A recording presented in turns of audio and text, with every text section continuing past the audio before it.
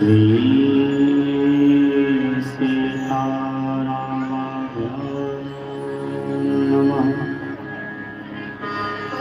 श्री राधा कृष्णाभ्यां नमः।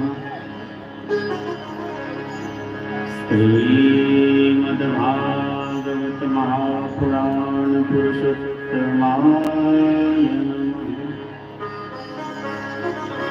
श्री संत वैष्णव सद्गुरु विप्रचरण कमलेभ्यो नमः। ध्येयं सदा परिभवघ्न मधीष्टदोहम्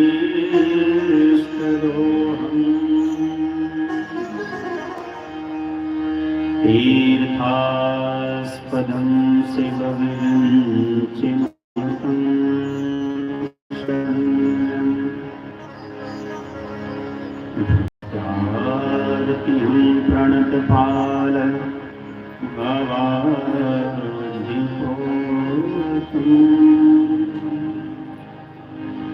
वन्दे महापुरुष ते चरणारविन्दम्।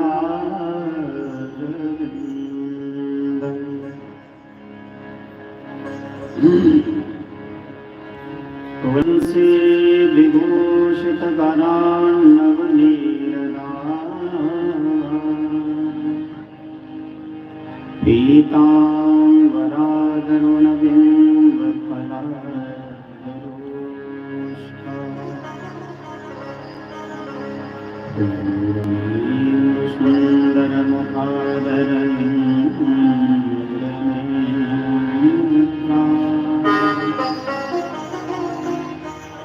कृष्णात् परं किमपि तत्त्वमहं न जाने।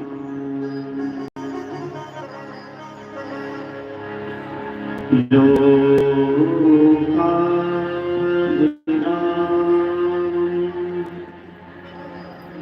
रणरङ्गधीरं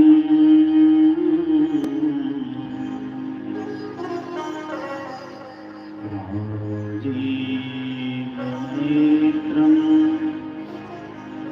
रघुवंशनाथं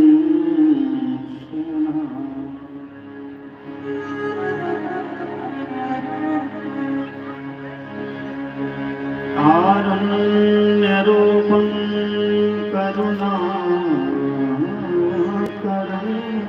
तं श्रीरामचन्द्रं शरणं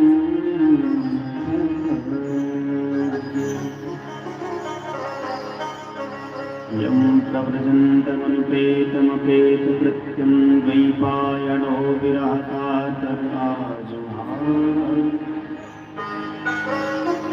पुत्रीति तन्मयतया गर्भोऽभिनेदोस्तं सर्वभूतहृदयं मुनिमान्। सीतानाथसमारम्भां रामानन्दार्यमध्यमाम्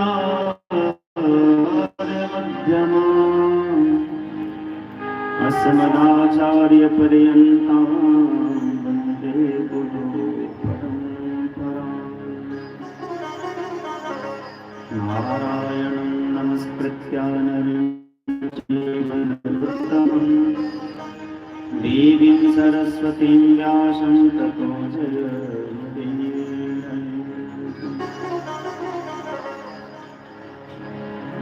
गङ्गातरङ्गरमणीयजटाकलापं गौरीनिरन्तरविभूषितम्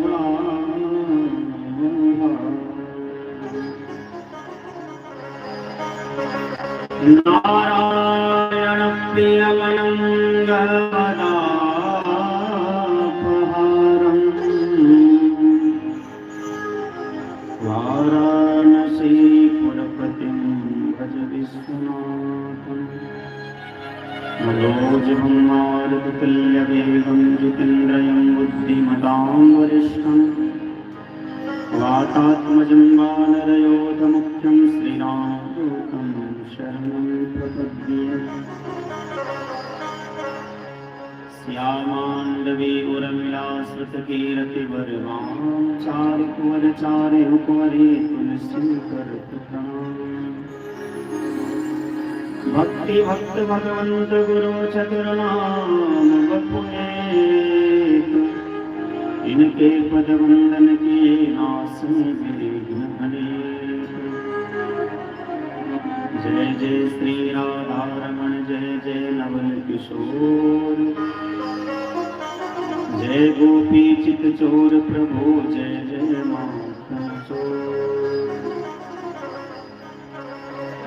राधा मेरी स्वामिनी मेरा राधे को दास, जन्म जन्म मोहि दीजियो श्री वृंदावन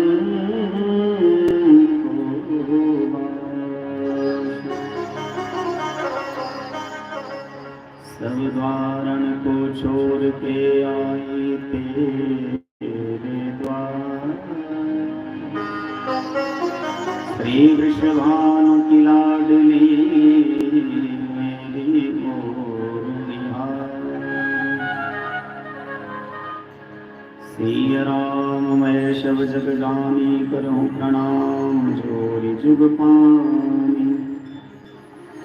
आए हनुमंत विराजिए कथा करो मति अनुसार, तुम सेवक रघुनाथ के पधारी पवन कुमार।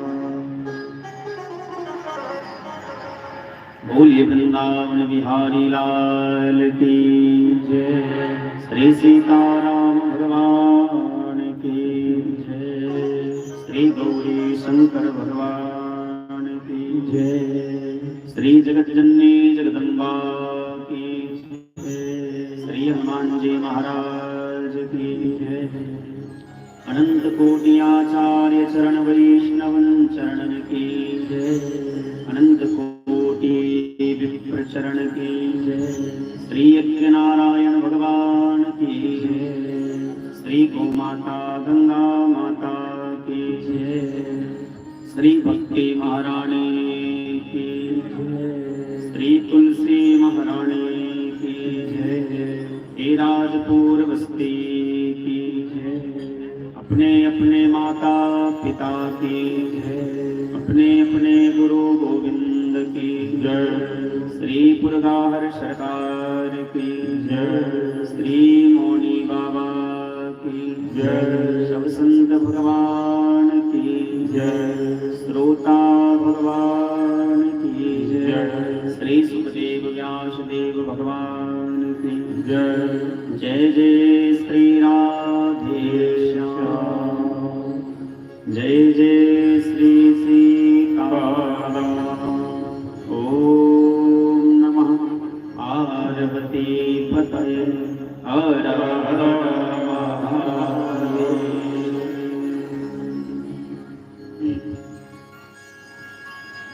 अनंत कोटि ब्रह्मांड नायक कारण कारण करुणालय भगवान श्री कृष्ण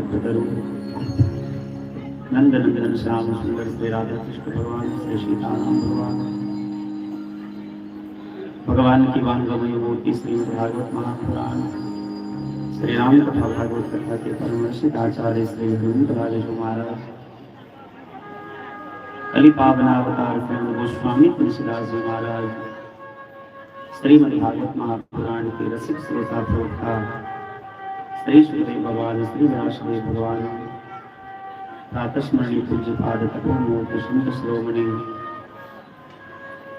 मिथिला संत भूषण परमाराध्य परमादरणीय पूज्य संत श्री सद्गुरुदेव भगवान, अनंत कोटि आचार्य शरण, अनंत कोटि प्रचरण सुंद चरण मनसासी संत मंदिर जन संगीत कथा प्रेमी कला प्रेमी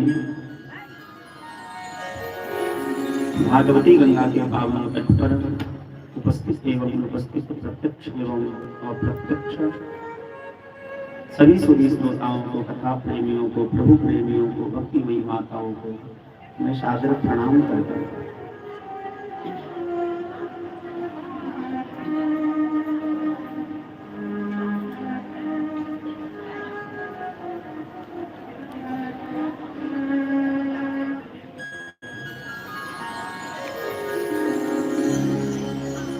आज कथा के षष्ठम दिवस में आप सभी बड़े भाव से प्रेम से उपस्थित हुए हैं। भगवान नाम कीर्तन करते हुए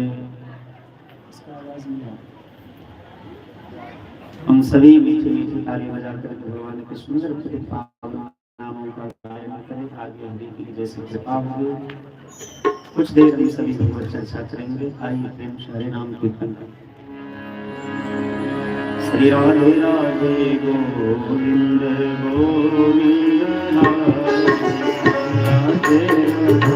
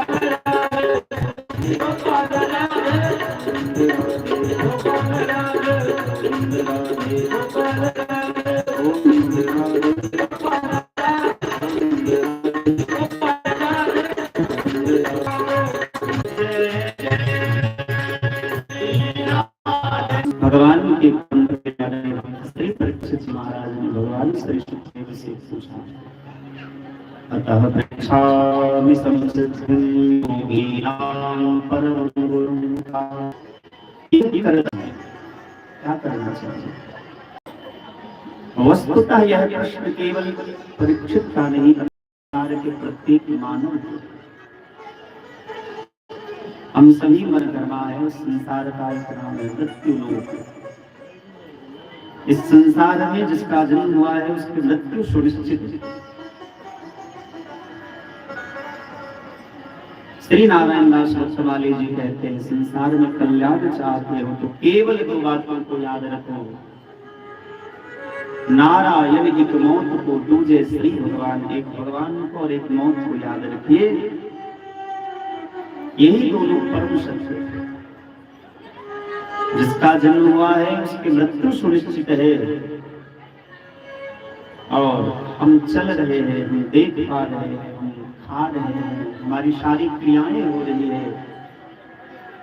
ये हमारी सारी क्रियाएं ही इस बात को प्रमाणित करती है कि हमारे अंदर भगवान है, भगवत तत्व विराजमान है। भगवान और मृत्यु ये दोनों परम सत्य है। मृत्यु सबकी आती है, किसी का मरना भी बड़ा अच्छा होता है। किसी की मौत को लोग वर्षों याद रखते हैं, मरना भी हर किसी को नहीं आता। जैसे जीना हर किसी को नहीं आता, उसी प्रकार मरना भी हर किसी को नहीं आता। एक महात्मा कहते हैं कि यदि जीवन को अच्छे से जीना है तो राम जी की कथा को सुनिए, और मृत्यु को अच्छे से प्राप्त करना है, मरना बढ़िया से है तो भागवत जी की कथा। जीवन जीने की कला राम जी की कथा सिखाती है और मरने की कला, अंत को सुधारने के लिए भागवत की कथा और जीवन को सुधारने के लिए राम जी की कथा। इन दोनों कथाओं की बड़ी महिमा है। श्री परीक्षित जी महाराज के प्रश्न सुनकर के भगवान श्री सुखदेव कहते हैं, बलियानेश ते प्रश्न कृतो लोक हितन्यपा। हे राजन, तुमने संसार के हित के लिए यह प्रश्न किया है। आत्मवित् सम्मतः पुंसां श्रोतव्यादिषु यः परः। अब मैं जो तुम्हें कह रहा हूं उसको ध्यान से सुनो। मरण धर्मा जो प्राणी है उनको क्या करना चाहिए? सबसे पहले तो इस बुद्धि से, इस दिमाग से इस बात को निकाल देना चाहिए कि हम मरने वाले हैं। मरता तो शरीर है, हम तो मरते हैं ही। हमारी मृत्यु कभी नहीं होती। वासांस जीर्णानि यथा विहाय नवानि गृह्णाति तथा शरीराणि विहाय जीर्णानि अन्याति शय्याति नवानि देहि। जैसे वस्त्र पुराने हो जाने के बाद नवीन वस्त्र धारण कर लेते हैं, उसी प्रकार शरीर जब जीर्ण शीर्ण हो जाता है तो यह आत्मा दूसरे शरीर रूपी वस्त्र को धारण कर लेती है।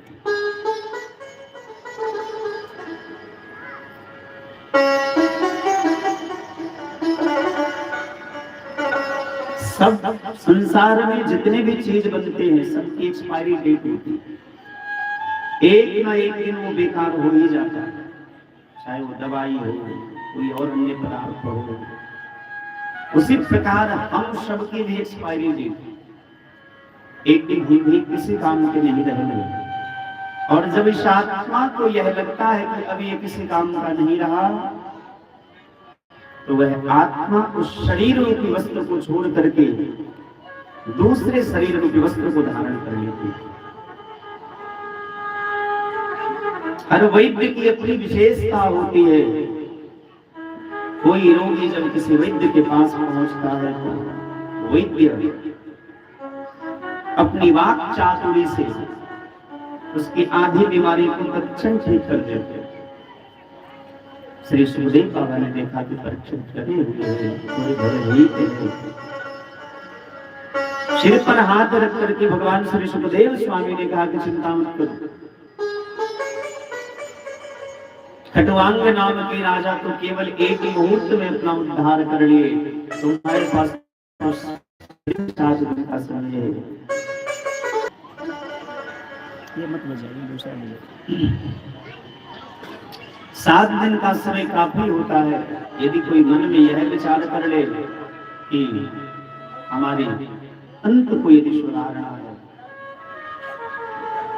और ध्यान से सुनिएगा,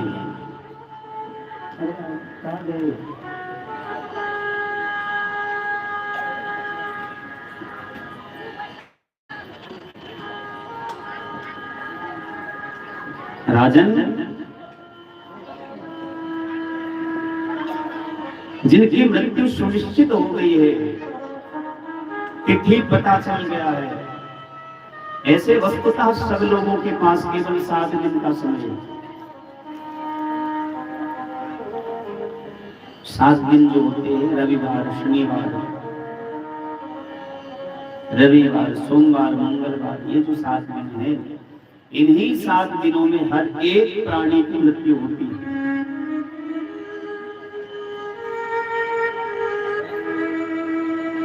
प्रत्येक जन्म लेने वाले व्यक्ति को, प्राणी को यह विचार करना चाहिए कि एक न एक दिन मरना अवश्य है।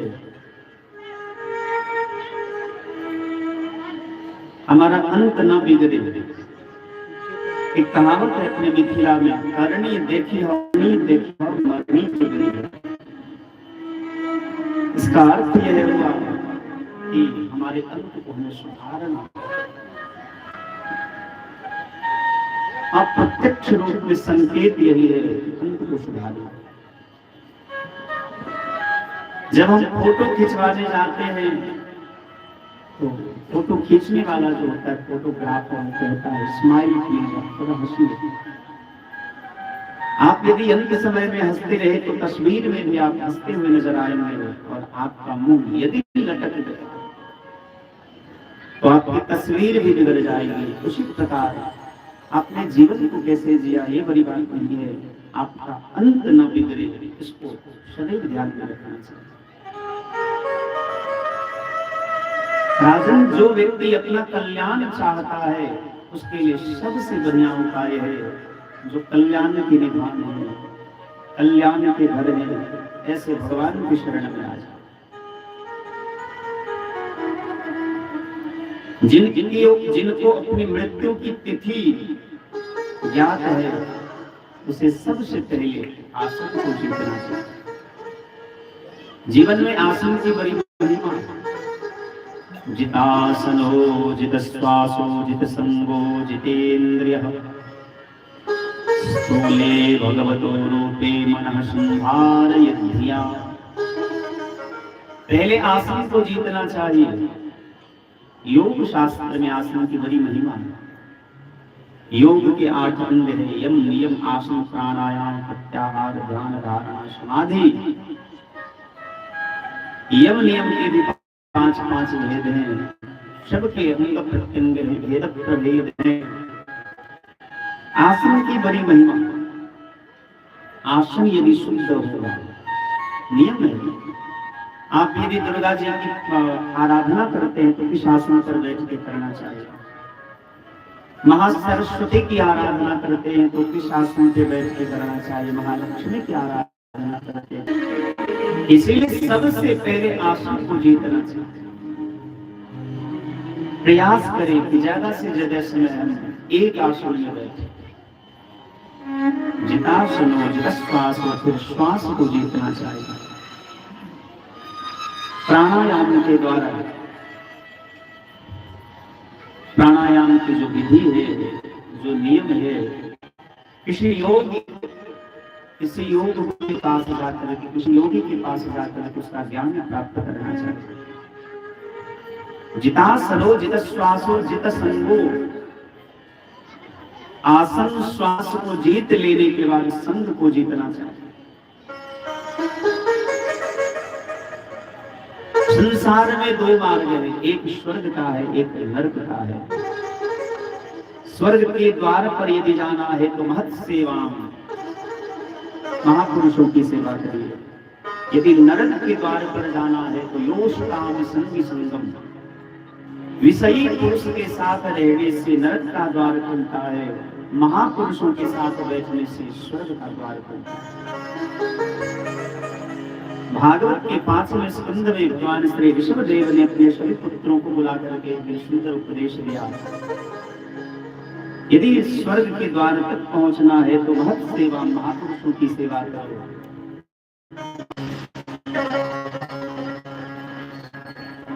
अपने स्वभाव करे और एक एक करके भगवान के संपूर्ण अंगों में क्रमशः ध्यान लगाए। भगवान के सुंदर ओठ का ध्यान करें, कपोल का ध्यान करें, नासिका का ध्यान करें, कर्ण का ध्यान करें, नेत्र का ध्यान करें, भगवान के भाल का ध्यान करें, भगवान के भाल में जो सुंदर तिलक लगा है उसका ध्यान करें, भगवान के घुंघराले घुंघराले बाल का ध्यान करें। और इस प्रकार से एक एक अंग में जब मन लगता जाए तो पुनः भगवान के संपूर्ण विग्रह का ध्यान करें, ऊपर से नीचे। परीक्षित, इस प्रकार से ध्यान की विधि बताई गई है। परीक्षित जी महाराज का मन जो है भगवान के श्री चरण कमलों में लग गया। दो प्रकार की मुक्ति के बारे में बताया है, एक है क्रम मुक्ति जो अभी आपने श्रवण किया, और एक है सद्यो मुक्ति जो तत्क्षण जीव को इस बंधन से मुक्त कर देता है। उसमें भी कई प्रकार की विधियां बताई गई। जिनको संतान की कामना है अदिति मैया की उपासना करे, जिनको अन्न की कामना है अन्नपूर्णा मैया की उपासना करे, जिनको रूप की कामना है गंधर्वों की उपासना करे, जिनको बल की कामना है वायुदेव की उपासना करे, जिनको संतान की कामना है बंधु बांधवों की कामना है पितरों की उपासना करे, जिनको ज्ञान की कामना है भगवान शिव की आराधना करे, जिनको दंपत्ति सुख की कामना है भगवान शिव और मैया पार्वती का ध्यान करे। एक एक कामनाओं के देवताओं का वर्णन किए और अंत में कहते हैं कि जिनको कुछ नहीं कामना है, किसी प्रकार की कामना नहीं है। ऐसे तो संसार में कोई ऐसे व्यक्ति नहीं जिनको किसी प्रकार की कामना ना हो, बिना इच्छा के तो कोई नहीं है। लेकिन भगवान के कुछ विरले भक्त होते हैं जिनको संसार में किसी बात की कामना नहीं रहती है। परीक्षित, ऐसे जो भगवान के भक्त हैं अकामः सर्वकामो वा मोक्ष काम उदारधीः, जिनको मोक्ष की भी कामना नहीं है, ऐसे उदार चित्त वाले जो भगवान के परम प्रिय लाडले भक्त हैं। तीव्रेण भक्ति योगेन यजेत पुरुषं परम, तीव्र भक्ति योग के द्वारा भगवान श्री नारायण की उपासना।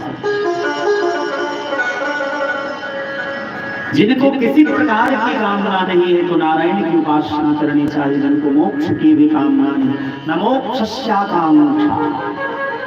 हम लोग माता जी की स्तुति गाते हैं, क्षमा प्रार्थना स्तोत्र गाते हैं, तो कहते हैं न मोक्षस्याकांक्षा, मोक्ष की भी कामना नहीं है। न नागपृष्ठम न च पारमेष्ठम न सार्वभौमं न रसाधिपत्यं न योग सिद्धिर्न पुनर्भवं वा। समंजसत्वा विदह्यतामोक्षे। जिनको किसी प्रकार की संसार में कामना नहीं है, ऐसे जो भगवान के लाडले दुलारे भक्त हैं, तीव्रेण भक्ति योगी ना, तीव्र भक्ति योग के द्वारा, तीव्रेण शब्द का अर्थ यह हुआ निरंतरता। आगे भक्ति योग की बात है। भक्ति योग वैसी वाली नहीं जो आज हमने भक्ति की और कल छोड़ दी। तीव्रेण भक्ति योग के द्वारा का अर्थ यह हुआ कि निरंतर भगवान की भक्ति, हर एक परिस्थिति में भगवान की भक्ति का आश्रय लेकर के यजेत पुरुषम परम, पुरुष शब्द से भगवान के विराट स्वरूप का ध्यान किया गया, जिनको श्रुति महारानी सहस्त्र शीर्षा कह करके बुलाती है। सहस्त्र शीर्षा पुरुषा सहस्राक्ष, जिन विराट स्वरूप भगवान के हजारों हाथ हैं, हजारों पैर हैं, हजारों नेत्र हैं, हजारों मुख हैं, हजारों अनंत अनंत जिनकी लीलाएं हैं, ऐसे जो महापुरुष हैं, वंदे महापुरुष के चरणारविंदम, ऐसे जो भगवान के विराट स्वरूप हैं, ऐसे विराट स्वरूप का ध्यान करना चाहिए। और वो विराट स्वरूप है कैसे? 14 भुवन एक पति होई, भूत द्रोह तिष्ठई नहीं सोई, गुण सागर नागर नर जो, अलप योग बल कही। 7 लोग ऊपर है, भूभुवः स्वः महाजनः तपः सत्यम, ये 7 लोग ऊपर हैं, 7 लोग नीचे है। अतल वितल सुतल तलातल महातल, 7 और पाताल, ये 7 लोग नीचे, 7 लोग ऊपर। मानो कि ये मृत्यु लोक जो है भगवान का कटिप प्रदेश है, और कटिप प्रदेश के निचला भाग जो है वही 7 लोक हैं। अतल वितल सुतल तलातल महातल, 7 और पाताल। और भगवान के विराट स्वरूप जो भगवान के हैं, उनके ऊपर के जो अंग है, यही ऊपर के 7 लोक हैं। अर्थात 14 भुवनात्मक सृष्टि में जहाँ जहाँ मन जाए वहाँ वहाँ भगवान का ही दर्शन करे। इसलिए विराट पुरुष के ध्यान के बारे में बताया कि तीव्रेण भक्ति योगेन यजेत पुरुषम परम, तीव्र भक्ति के द्वारा जो परम पिता परमात्मा है, भगवान का विराट स्वरूप है, जिनका विशाल काय जो है सो कैसा है, 14 भुवनात्मक है। मानो 14 भुवन की जो ये सृष्टि है, इन संपूर्ण सृष्टि में सूक्ष्म रूप से भगवान ही विराजमान है। ऐसे जो ठाकुर जी हैं, ब्रह्मांड निकाया निर्मित माया रोम रोम प्रतिवेदित, ऐसे जो 14 ब्रह्मांडों के मालिक हैं, 14 भुवन एक पति होई, ऐसे परम पिता परमात्मा नारायण का ध्यान करना चाहिए। एक बार श्री नारद जी ऐसे ही अपने पिताजी को ध्यान करते देखे, श्री ब्रह्मा जी को। नारद जी को लगा कि मेरे पिता तो सर्वश्रेष्ठ देवता हैं, फिर ये किसका ध्यान कर रहे हैं। ये तब की बात है जब नारायण की प्रकृति और पुरुष में क्षोभ उत्पन्न होता है, और प्रकृति जो भगवान की कृपा से भगवान के सारे से संसार का सृजन करती है, वो प्रकृति तत्व जो है, जिनका विस्तार से आगे 33 स्कंध में चर्चा आती है। भगवान शुक्र कपिल देव ने मैया देवहूति को प्रकृति तत्व के बारे में बताया है। भगवान नारायण के नाभि कमल से ब्रह्मा जी के जन्म होते हैं। ब्रह्मा जी 10,000 वर्ष तक उन्होंने तप किया और तपस्या करके भगवान नारायण को प्रसन्न किया और चतुश्लोकी भागवत को प्राप्त किया। वही चतुश्लोकी भागवत जब नारद जी ने पूछा तो नारद जी को ज्ञान प्राप्त हुआ, और नारद जी ने भगवान श्री वेदव्यास को प्रदान किया। महर्षि वेदव्यास ने भगवान श्री सुखदेव स्वामी को प्रदान किया। सुखदेव जी ने महाराज परीक्षित को प्रदान किया, और सुखदेव परीक्षित के संवाद के माध्यम से आज यह भागवत की जो कथा है, जो 18,000 श्लोकों में विस्तृत रूप से चर्चा की गई है, ये भगवान की जो माधुरी कथा है, ये आज जन जन तक पहुंच गई है। पुराणों के 5 लक्षण हैं, सर्गस्य प्रतिसर्गस्य वंशो मन्वन्तराणि च वंशान् चरितं चैव पुराणं पंचलक्षणम्। पुराण के 5 लक्षण हैं, पर श्रीमद् भागवत महापुराण में पुराण के 10 लक्षण भी बताए हैं। इसका निरूपण किया गया है।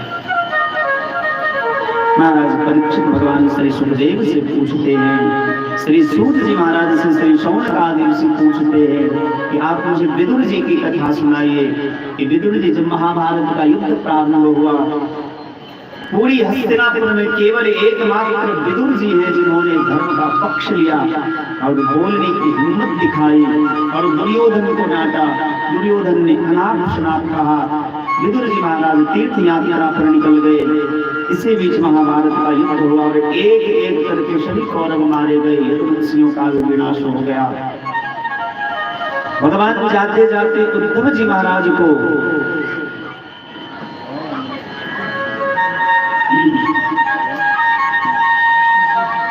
सुंदर ज्ञान दिया। तीर्थ यात्रा करके जब विदुर जी लौट रहे थे तो उद्धव जी से उनकी मुलाकात हुई और उद्धव जी ने प्रणाम करके भगवान का संदेशा सुनाया है कि धन्य हो विदुर जी, सारी दुनिया भगवान का नाम जपती है लेकिन धन्य हो कि भगवान जाते जाते तुम्हारा स्मरण करते गए। एक भक्त का बड़ा भाव है, अच्युतम केशवम कृष्ण दामोदरम राम नारायण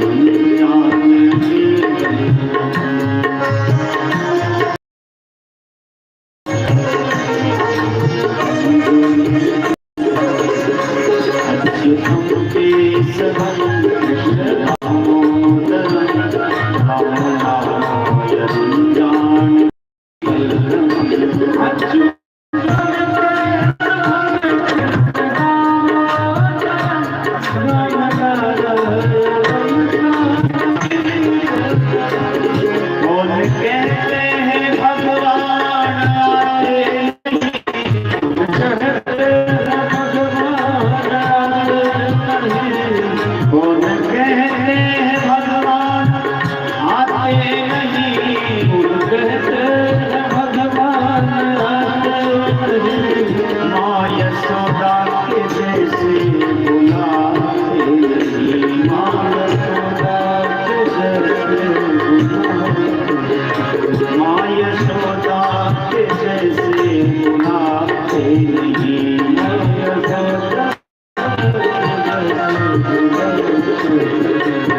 अच्युतम केशवम कृष्ण दामोदरम राम नारायण जानकी वल्लभम।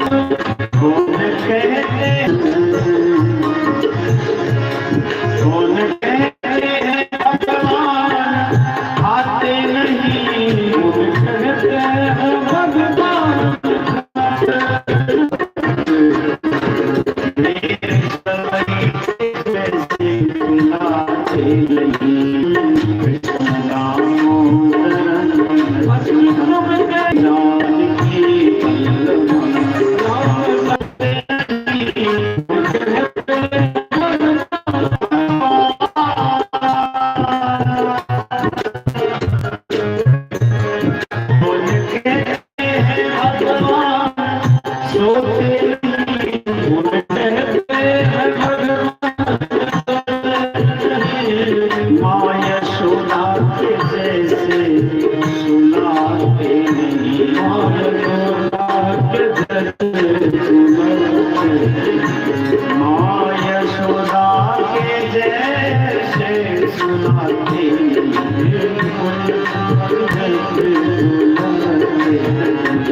अच्युतम केशवम कृष्ण दामोदरम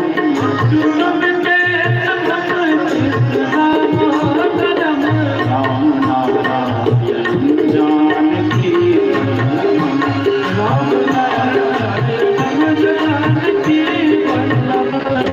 कहते हैं भगवान नाचते नहीं, कौन कहते हैं भगवान नाचते नहीं, कौन कहते हैं भगवान नाचते नहीं, कहते हैं भगवान नाचते नहीं।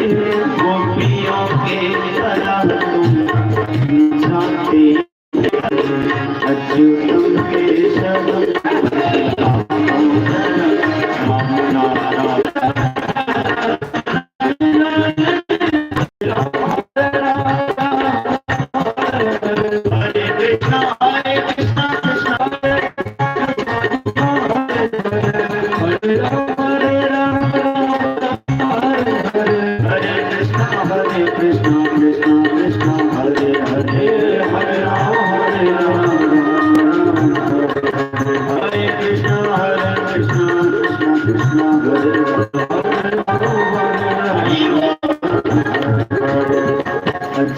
विचारी कहे हरि भक्ति विनाशम जीव।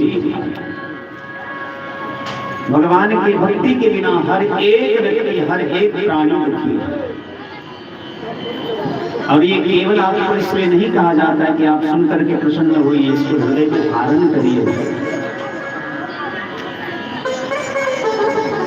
ऐसा नहीं कि प्रतिवर्ष कथा हो, सब कथा सुने और फिर भी कोई परिवर्तन ना हो। कथा का अर्थ है जीवन में परिवर्तन। कथा सुन करके आपके जीवन में, आपके आचरण में, आपके स्वभाव में, आपके व्यवहार में यदि परिवर्तन नहीं आया तो समझिए कि आपने ध्यान से कथा नहीं सुनी अथवा आपने कथा की महिमा को नहीं समझा। जिस दिन आप हृदय से कथा सुनेंगे, कान से नहीं, कान से सुनी हुई कथा हो सकता है कि इस कान से सुने और इस कान से निकल जाए, पर हृदय से सुनी हुई कथा कभी हृदय से निकलती नहीं है, हृदय में जाकर के बैठ जाती है। इसीलिए हृदय से कथा को सुनिए, और जब आप हृदय से कथा को सुनेंगे तो निश्चित रूप से मुझे पूर्ण विश्वास है कि आपके जीवन में यदि आप कथा के वास्तविक अर्थ को समझ जाते हैं। देखिए, ऐसा नहीं है कि जो कथा की महिमा को नहीं हाँ अंतर होता है कि महिमा को समझ जाता है, स्वीकार कर लेता है, जान जाता है। उस संसार जो कथा की महिमा को नहीं समझता है, वे भी अनेक प्रकार की ममताओं के जनक के पास गए और शिक्षा प्राप्त की। मैं बार बार निवेदन करता हूँ कि नजर छोड़ो न हरि बोलो, कर्म कर जिंदगानी में जीवन को ऐसे जियो ज्यों कमल रहता है पानी। जैसे कमल पानी में तो रहता है लेकिन पानी उसके ऊपर टिकता नहीं, उसी प्रकार आप संसार में रहिए। कोई बात नहीं, भगवान की इतनी सुंदर दुनिया है, इतना सुंदर बगीचा है भगवान का। मंदिर के रास्ते में भी आप एकदम सावधानी से विलंबित हो जाए, हो सकता है दरवाजा भगवान का बंद हो जाए। आपने ये कला सीख ली तो समय पर आपका पूजा हो जाए। लोग मिलेंगे, राम अनेक प्रकार के लोग मिलेंगे, राम राम कहते हुए और जीवन की यात्रा को आगे बढ़ाते रहिए। यदि आसक्ति हो गई किसी से भी तो आप अपनी मंजिल से यक्षा में सुंदर कांड से प्राप्त होता है। सुंदर कांड का पाठ करते हैं, सुंदर कांड में लिखा है कि राम काज मोहि कहा विश्राम। हनुमान जी जब भक्ति की खोज करने के लिए गए तो हनुमान जी के मार्ग में भी कई प्रकार की बाधाएं आई, पर हनुमान जी ने सबको बस एक ही जवाब दिया कि राम काज मोहि कहा विश्राम। जब तक राम जी का कार्य पूर्ण नहीं हो जाता है मैं विश्राम नहीं करने वाला। उसी प्रकार जीवन के जो उद्देश्य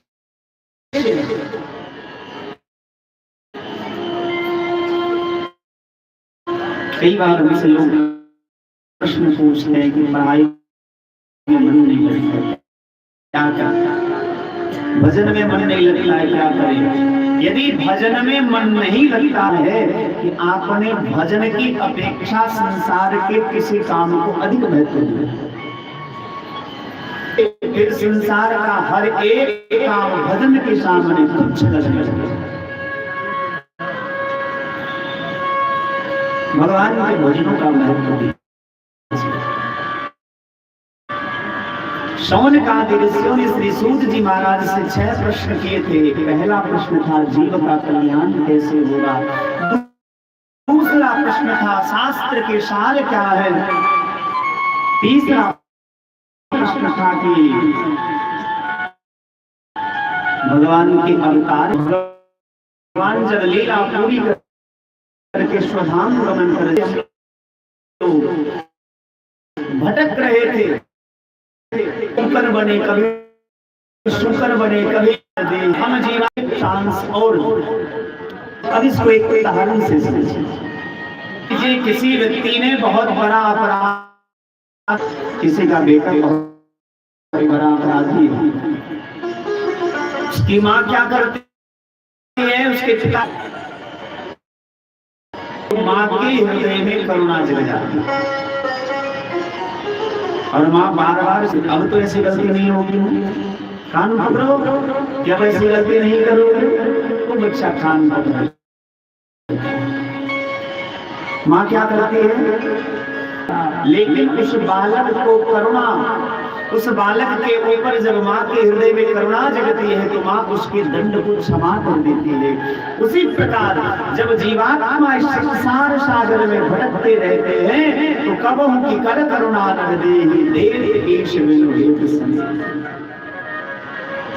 यह तो भगवान आती है और भगवान उस जीवात्मा को जाकर के कहते हैं कि अब ऐसी गलती तो नहीं करोगे ना।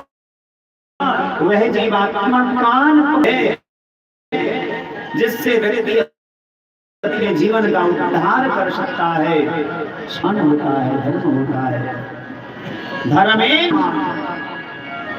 और जिस जीवात्मा के अंदर, जिस मनुष्य के अंदर, जिस मानव मात्र के अंदर धर्म का ज्ञान नहीं है, विवेक नहीं है, मानो वह पशुवत है। कहने का अभिप्राय है कि हम लोग भगवान से बहुत ज्यादा दूर नहीं,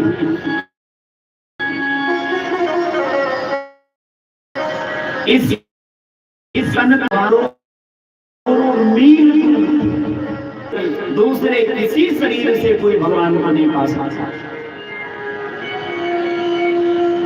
केवल मानव नहीं भगवत प्राप्ति की साधन है।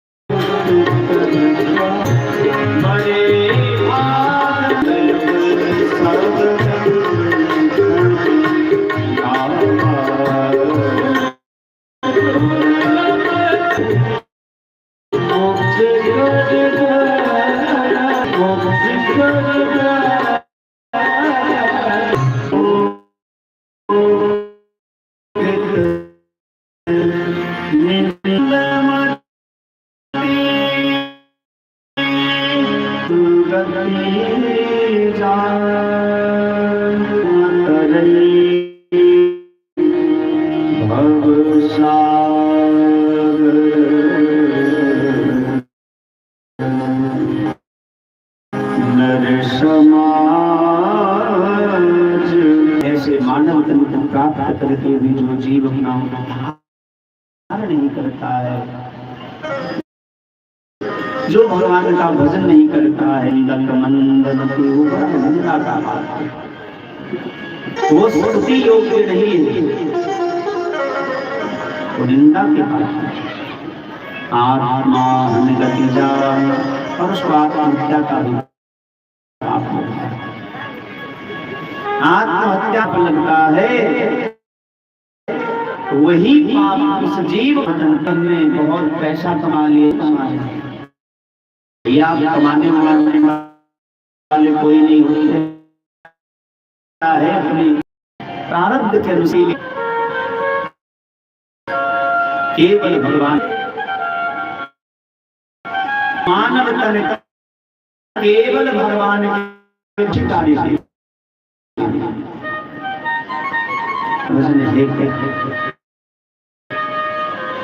भगवान ठाकुर जी ने जो आपको जिम्मेदारी दी है,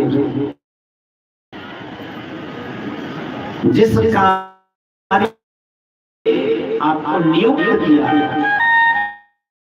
जो आपके अधिकार से निर्वहन करिए, और साथ में कभी भगवान को न दे। अब बाल बच्चे घर में है, छोड़ करके लालन पालन के लिए देश फिरे, लगेगा कि नहीं लगे।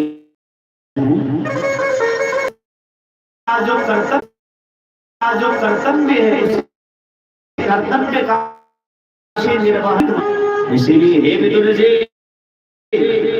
चाहता है पद बड़ा दुखदायी होता है।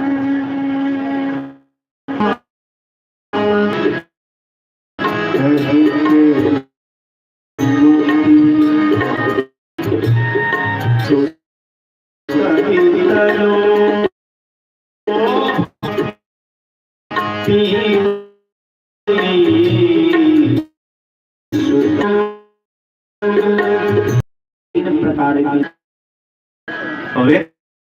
व्यक्तियों के पतन के कारण तृष्णा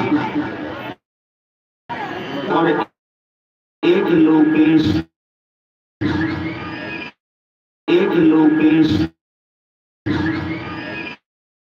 स्त्री को बुला देखो तो सही। लेकिन इन हजारों लोगों में से लोग 2000 है। यदि कोई बलवत यूज कर गया, काश नहीं आ रहे हैं, तो कोई जाता तो चल ही रहा, विद्युत प्रवाहित तो हो ही रही है, सब कुछ केवल इसी बल्ब से प्रकाश नहीं आ रहा इसका। उसी प्रकाश के अंदर भाई यदि हम दुखी है, इसका सीधा हमारा कनेक्शन टूट गया। संसार के लोगों में वो सामर्थ्य तो है नहीं कि वो कनेक्शन आपका जोड़ तार जोड़ हर कोई। यदि हर कोई मिस्त्री होता, बिजली मिस्त्री, तो फिर बाहर से बिजली कोई योग्य जी जीवन में दुखी हो जाए, परेशान हो जाए, तो किसी पहुंचे हुए महात्मा के पास जाइए, बाबा बहुत दुखी। जब भगवान के ऊपर, क्योंकि भगवान स्वयं कहते हैं कि सब पर मोह बना बलिदाया, जब प्रकाश आना बंद हो गया, अंदर अंधकार भर गया, अंधकार जलाते हैं, दिया जलाते हैं,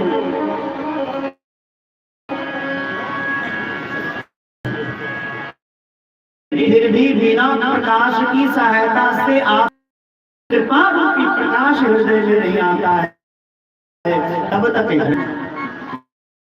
हृदय में दुखी है। किसी महात्मा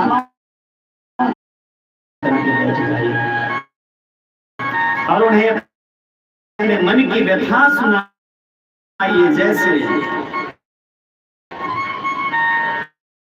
दशरथ जी गए, दशरथ जी के मन में जब बड़ी ग्लानि हुई कि एक बार भूपति मनमाहि भय गलानि मोरे सुतनाहि, तो कहीं नहीं गए। गुरु गृह गयो तुरंत नहीं पाए, गुरु जी के आश्रम में गए, शरण लागी करीब विनय विशाला, गुरु जी के चरण कर करके कहने लगे कि सरकार बहुत दुखी। वशिष्ठ जी ने कहा कि आपने आने में देरी कर दी राजन, लेकिन कोई बात नहीं, सुबह का भूला हुआ यदि शाम को घर वापस आ गए कुछ भूला हुआ नहीं कहते। आपने आने में विलंब किया, कोई बात नहीं, आप चौथे पुण्य में आए हैं, इसलिए आशीर्वाद देते हैं कि धर्म धीर हुई है सुखचारी, त्रिभुवन विदित भगत भयहारी। चौथे पद में आप आए, इसलिए 4 पुत्र होने का वरदान देते हैं। कहने का अर्थ यह है कि आजकल के जीवन में प्रत्येक मानव कहीं न कहीं किसी न किसी बात से परेशान है, दुखी है, व्यथित है, रो रहा है। किसी के आंसू दिखाई देते हैं, किसी के आंसू दिखाई नहीं देते। कोई बाहर बाहर रोता है, कोई अंदर अंदर रोता है, और रोता हर पल।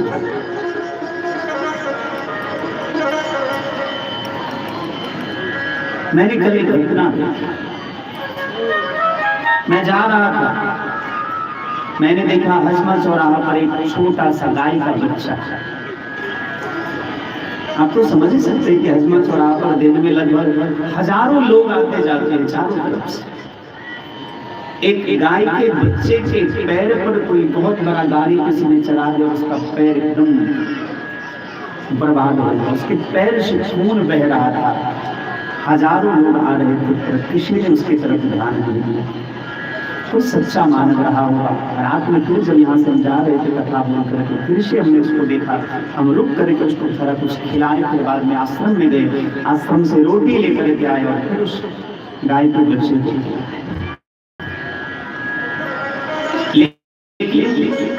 कोई सज्जन व्यक्ति रहा उसके पैर में कपड़ा बांध दिया था। मेरे कहने का अर्थ समझिए आप कि उस रास्ते पर आने जाने वाले हजारों लोगों ने देखा होगा कि उसके पैर से खून बह रहा है, पर ध्यान किसी का नहीं गया। कोई साधु हृदय वाला व्यक्ति होगा जिसके हृदय में करुणा आई होगी और उसके पैर में बहते हुए खून को देख करके वह द्रवीभूत हो गया होगा और उसके दुख को देख करके वो उसके हृदय में करुणा जगी होगी और उसकी सेवा की होगी। उसी प्रकार आप जीवन में रो रहे हैं, हजारों लोगों के बीच में हैं आप, हजारों लोग आपको रोते हुए देख रहे हैं, पर हर कोई आंसू नहीं पूछता है। कोई शांत हृदय व्यक्ति होगा जो आपके आंसू के पीछे छिपे हुए दर्द को पहचानेगा, हृदय से लगा कर कहेगा सुन।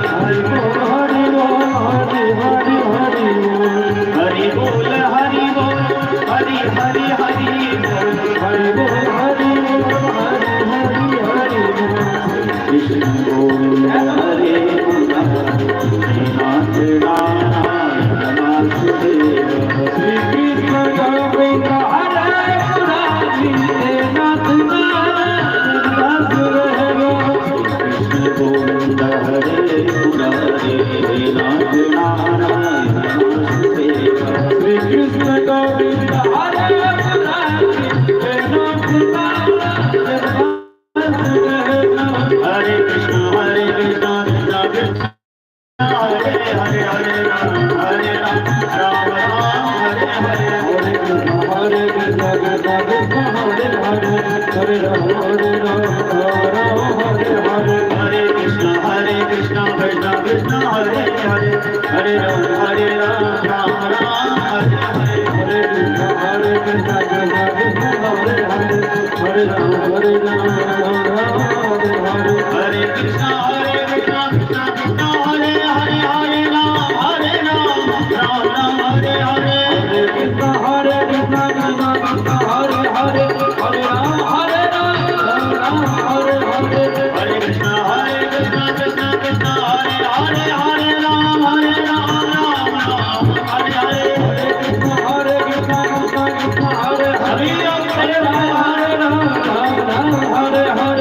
कृष्ण गोविंद हरे मुरारी नाथ नारायण कृष्ण गोविंद हरे मुरारी नाथ नारायण कृष्ण गोविंद हरे मुरारी नाथ नारायण कृष्ण गोविंद हरे मुरारी नाथ नारायण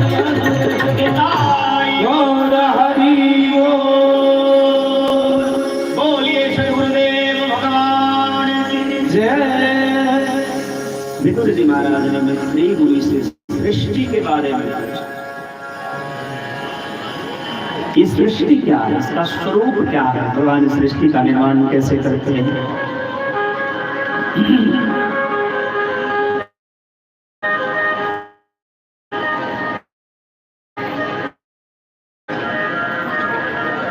श्री मैत्री मुनि ने कहा कि जब भगवान क्रीड़ा करने की इच्छा होती,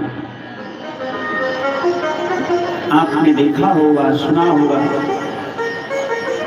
जब कोई बालक बहुत छोटा रहता है और उसे खेलने की इच्छा होती है, कुछ ईंट पत्थर को इकट्ठा कर लेते हैं, ईंट पत्थर से घर बन के तैयार हो जाता है, उसमें गुड्डा गुड्डी का विवाह भी करा देते हैं।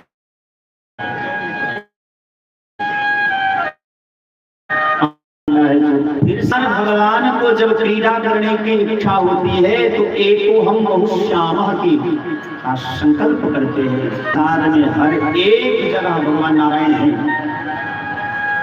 जैसे दूध के एक एक बूंद में घी है, प्रत्येक लकड़ी में आग है, उसी प्रकार कण कण में भगवान रहते हैं। ईशावास्यमिदं सर्वं, संपूर्ण सृष्टि में एक एक कण में भगवान समाये हुए हैं।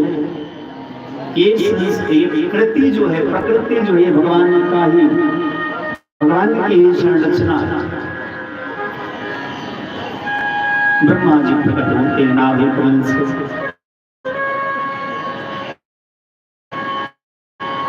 ब्रह्मा जी भगवान की आज्ञा प्राप्त करके शनकादियों को प्रकट किया। शनकादियों को जब सृष्टि के विस्तार के बारे में बताया, शनकादियों ने कहा कि नहीं, हम तो भगवान का केवल भजन करेंगे।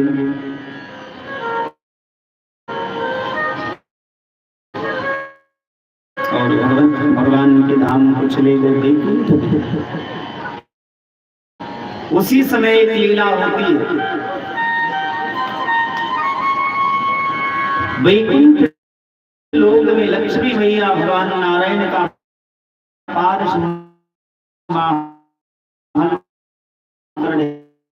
माता जी, इस संसार में सबसे ज्यादा कोमल क्या होगा, और कमला से भी कोमल कमला के कर कमल, मतलब लक्ष्मी मैया के हाथ जो है लक्ष्मी मैया से भी कोमल है। लक्ष्मी मैया के कर कमल, और लक्ष्मी मैया के कर कमल से भी कोमल भगवान श्री नारायण के चरण कमल है। इसलिए तो लक्ष्मी मैया नारायण का पाद सम्मान करती रहती है। बहुत सारे महात्मा आए और भगवान की स्तुति गाने लगे कि सरकार आपसे ज्यादा कोमल कोई नहीं है, और आपसे ज्यादा कठोर भी कोई नहीं है। लक्ष्मी जी को शंका हुई, जो कोमल होगा वो कठोर कैसे हो सकता है, और जो कठोर होगा वो कोमल कैसे हो सकता है? या तो कोमल होगा या कठोर होगा।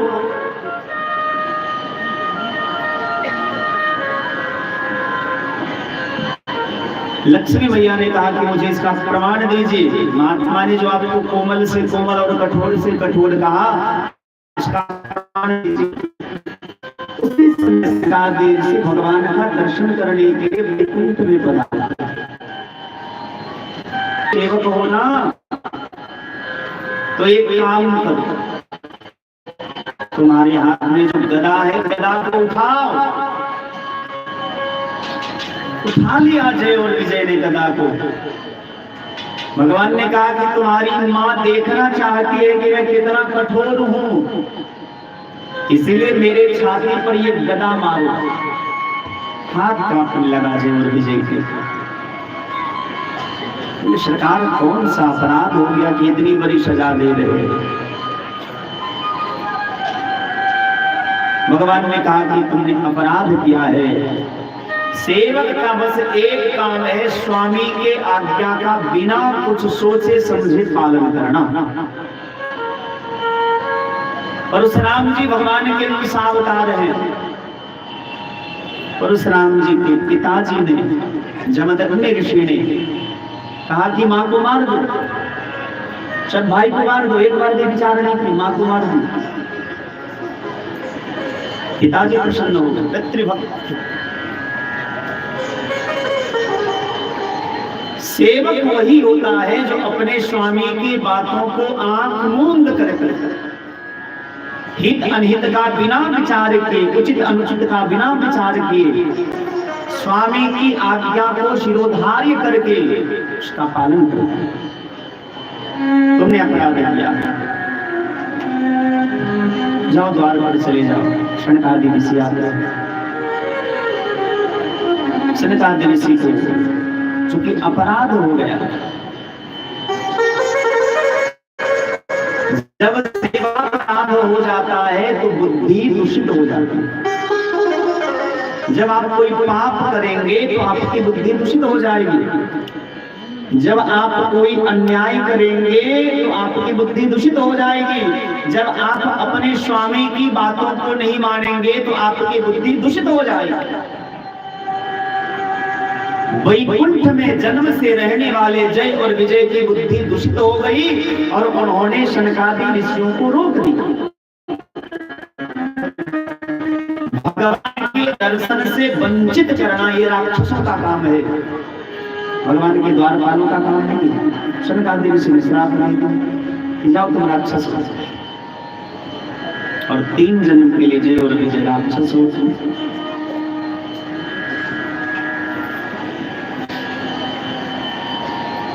इधर ब्रह्मा जी को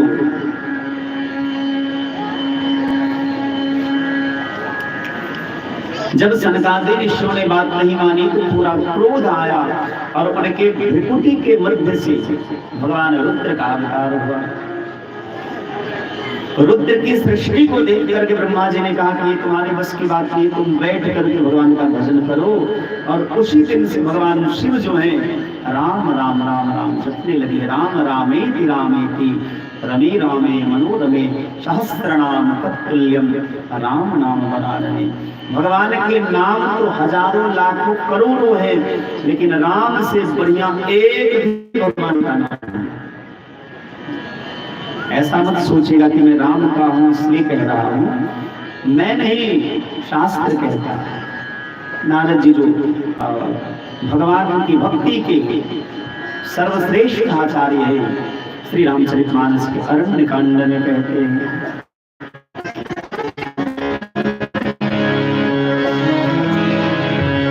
राम सकल नाम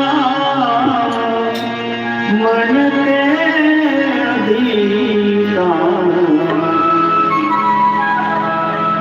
हो नाथ अगर भगवान बलिहार। राम सकल नाम मन के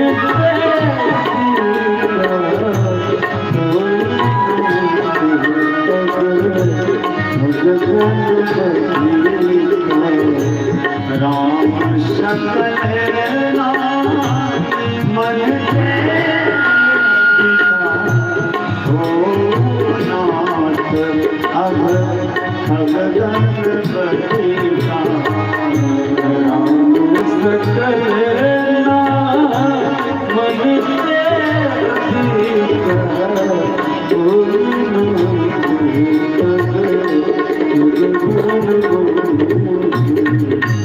भगवान के अनेक नाम है, लेकिन राम से बढ़िया कोई नाम नहीं। एक बार कहीं विवाद तो नहीं कह सकते, संवाद हो रहा था।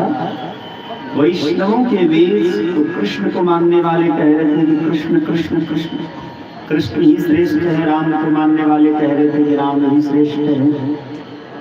बात होते होते आई यहाँ कि दोनों ने आपस में विचार किया और कहा कि एक बात बताओ, जब कोई दुनिया में मरता है तो क्या कहते हैं, राम नाम सत्य है कि कृष्ण नाम सत्य है? बताओ। कृष्ण को मानने वाले को भी यही कहना पड़ता है कि राम नाम सत्य है, इसलिए राम से बढ़िया तो कोई नाम नहीं हो सकता। हर से हेरी हर ही को ये भूषण दिए, भूषण दिए, राम से बढ़िया कोई नाम नहीं हो सकता। मैं फिर राम जी की कथा में नहीं जाना चाहूंगा, क्योंकि मैंने कल कहा था आपको आगे तक की कथा सुनाना है। राम जी का नाम लेते ही राम जी की तरफ मन खिंच जाता है। भगवान के जितने नाम हैं उसमें सबसे प्यारा नाम है, इसकी भावना है, इसको अन्यथा मत लीजिएगा। भगवान के नाम में भेद नहीं करना चाहिए। राम कृष्ण दो एक है, अंतर नहीं निमेश, इनके नयन गंभीर है, इनके छपल विशेष। राम जी अंदर के बदमाश थे और श्याम जी ऊपर के बदमाश थे, कुछ इतना नहीं। कई लोग होते हैं गांव घर में अंदर के बड़े शैतान रहते हैं, बहुत कम बोलेंगे। जो अंदर से जितना बदमाश रहता है वो बहुत कम बोलता है। एक मतलब वो कम बजे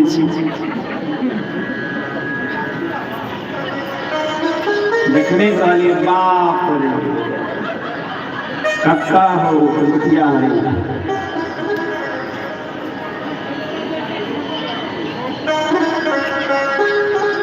अक्सर देखा जाता है जो भीतर के बदमाश होते वो बहुत कम बोलते हैं और जो ऊपर के बदमाश रहेंगे बहुत जल्दी बोलेंगे, जो मन में आएगा तुरंत तुरंत बोलेंगे, फिर मामला खत्म। ऐसे थे राम और श्याम जी। राम जी अंदर के बदमाश थे और श्याम जी ऊपर के बेचारे बदमाश थे। इसीलिए तो राम जी ने 99% रासलीला नामावतार में ही कर दिया, बदनाम नहीं। बेचारे श्याम जी 1% रासलीला केवल कृष्णावतार में किए और इतने बदनाम हो गए कि आजकल के नौजवान भाई लोग कहते हैं कि कृष्ण ने किया तो रासलीला और हमने किया तो करेक्टर है। इतने बदनाम हो गए। राम जी ने 99% रासलीला रामावतार में ही कर दी, कहीं बदनाम नहीं हुए।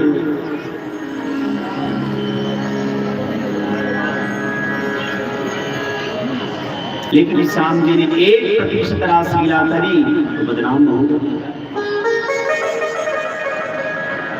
लेकिन है बड़े भोले भाई, बड़े सरल स्वभाव के। ब्रह्मा जी ने मानसिक सृष्टि की मानसिक संकल्प करके 10 मानस पुत्र को जन्म दिया।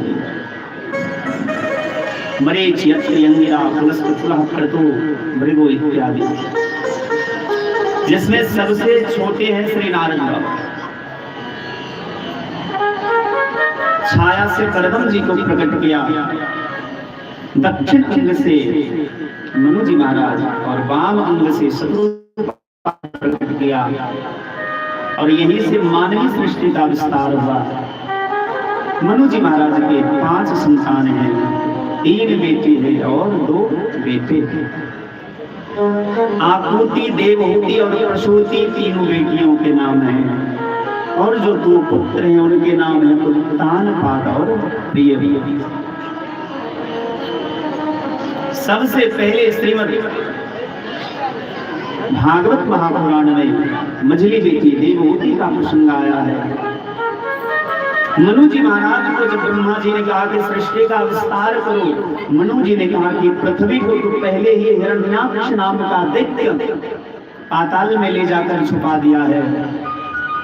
ब्रह्मा जी थोड़े चिंतित हुए, छींक आई और उनकी नासिका से भगवान श्री वराह का अवतार हुआ। बोलिए वराह भगवान की जय।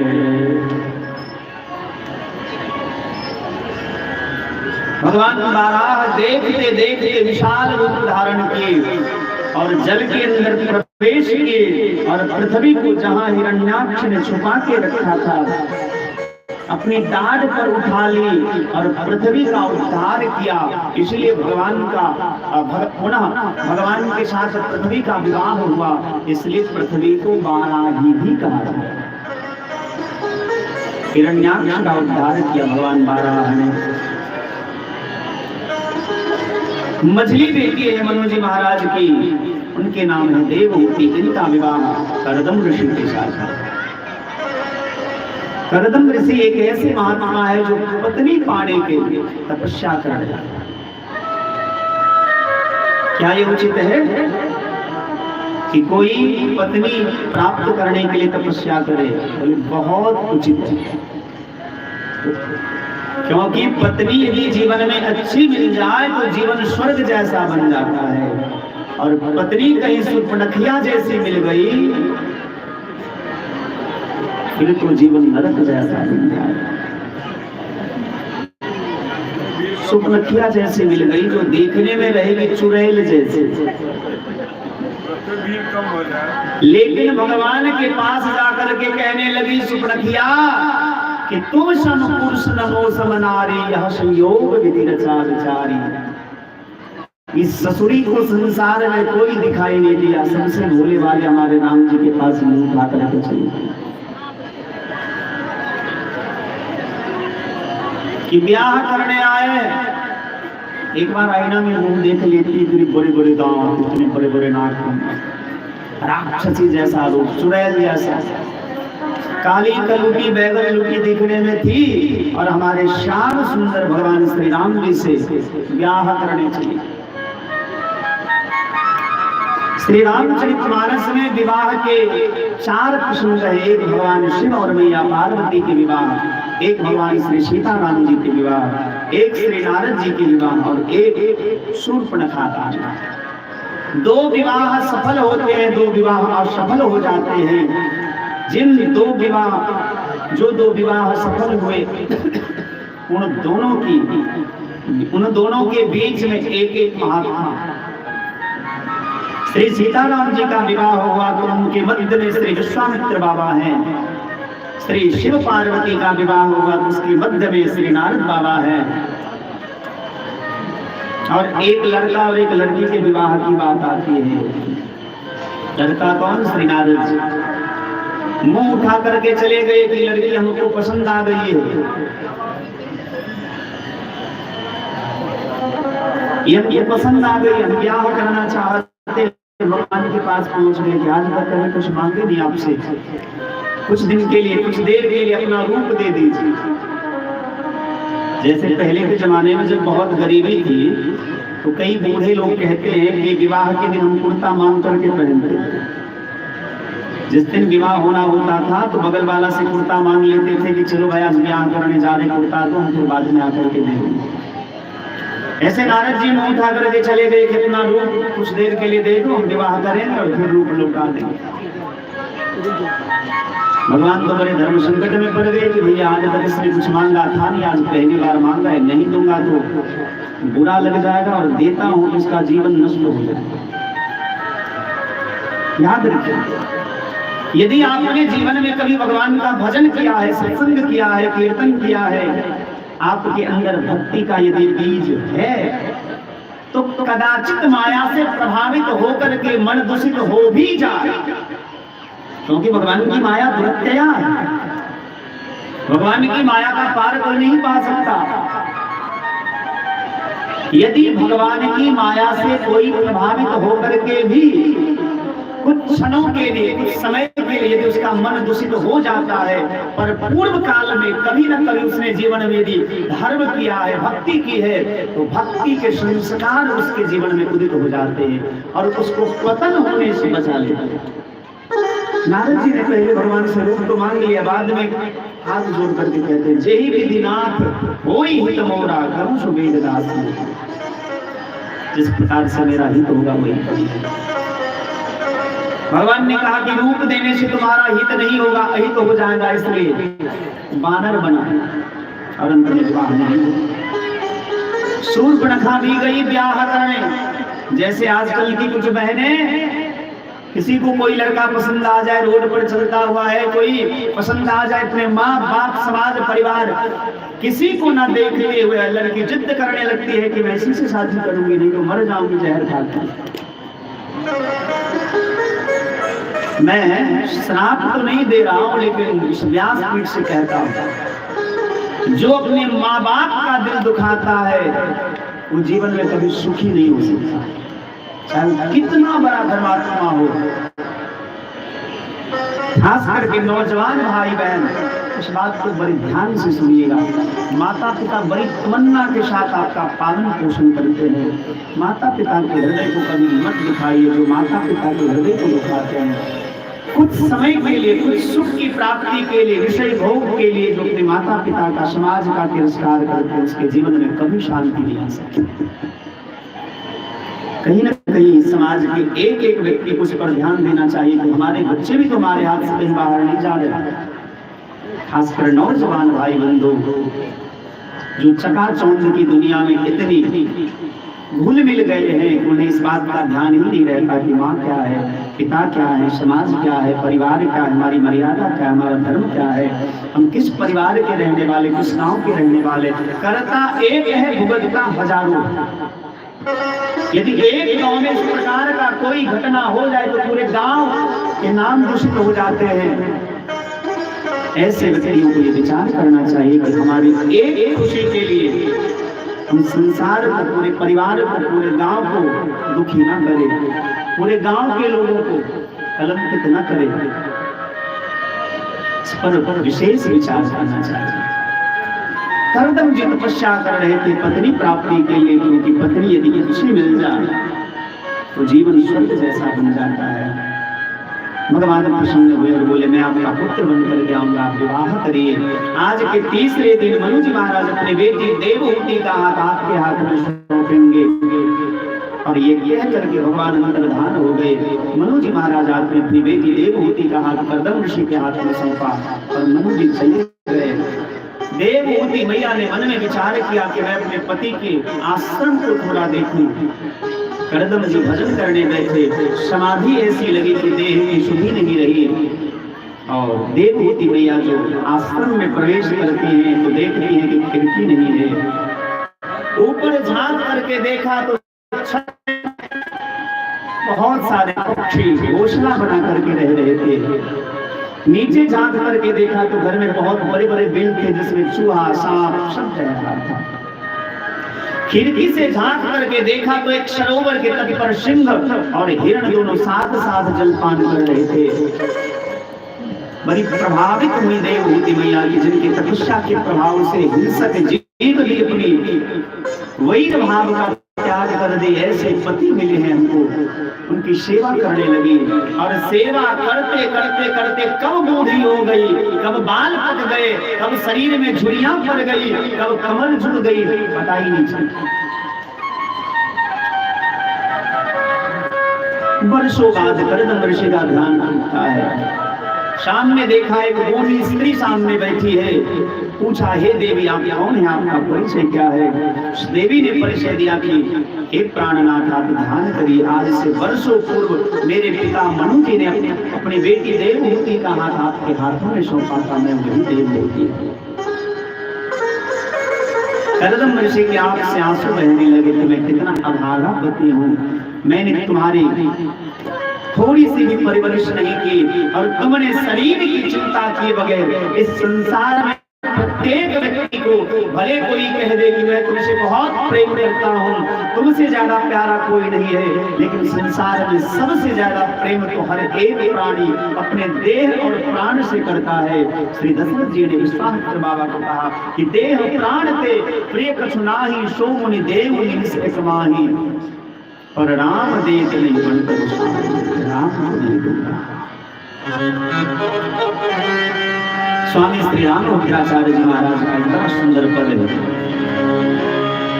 राघव को मैं न दूंगा,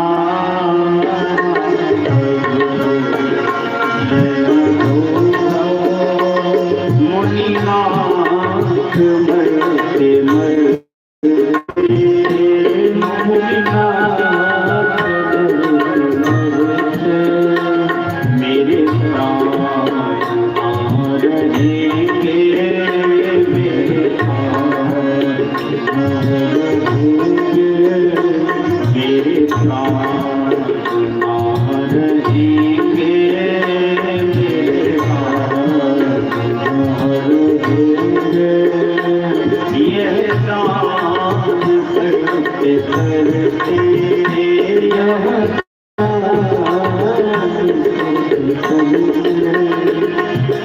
जल के बिना कदाचित मछली शरीर हारे, जल के बिना कदाचित मछली शरीर हारे, जल के बिना कदाचित मछली शरीर धारे, जल के बिना कदाचित मछली शरीर धारे। जब विश्वामित्र बाबा राम जी को मांगने आए तो दशरथ जी ने कहा, भले जल के बिना मछली जीवित रह जाए, लेकिन पर मैं न जी सकूंगा इनको बिना निहारे, पर मैं न जी सकूंगा इनको बिना निहारे, पर मैं न जी सकूंगा इनको बिना निहारे, पर मैं न जी सकूंगा इनको बिना निहारे। कौशिक शिखर रहे हैं, कौशिक शिखर रहे हैं, कौशिक शिखर रहे हैं, यह दान करते करते, यह दान करते करते, होगा उजाड़ कौशल मंगल भवन के जाते, होगा उजाड़ कौशल मंगल भवन के जाते।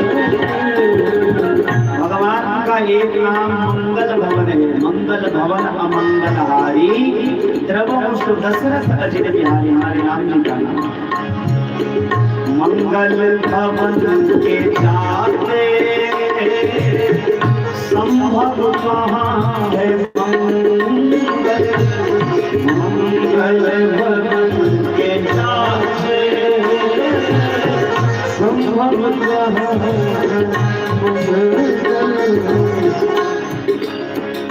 राघव को मैं न दूंगा, राघव को मैं न दूंगा, राघव को मैं न दूंगा, मुनिनाथ मरते मरते, मुनिनाथ मरते मरते मेरे प्राण ना रहेंगे, मेरे प्राण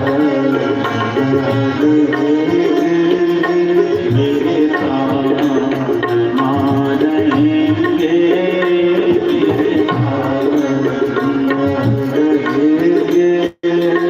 यह दान करते करते, यह दान करते करते, यह दान करते करते, यह दान करते करते, देह प्राण से प्रिय कछु नाहि सो मुनि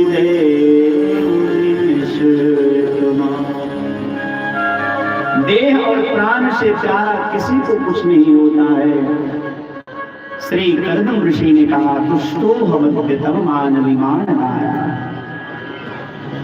तुमने अपने देह की चिंता किए बगैर दिन रात मेरी सेवा की है। मैं तुम्हारी सेवा से तुष्टो हम तुम्हारी सेवा से बहुत प्रसन्न हूँ। क्या चाहती हो? देवहूति मैया ने हाथ जोड़ करके प्रार्थना किया कि एक पत्नी अपने पति से भला क्या चाहती है, आप तो सर्वज्ञ हैं, समझ सकते हैं।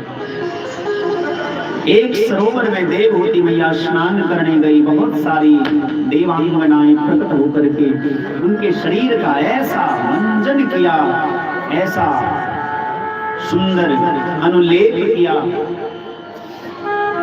राजकुमारी जैसे बन गई, युवती बन गई।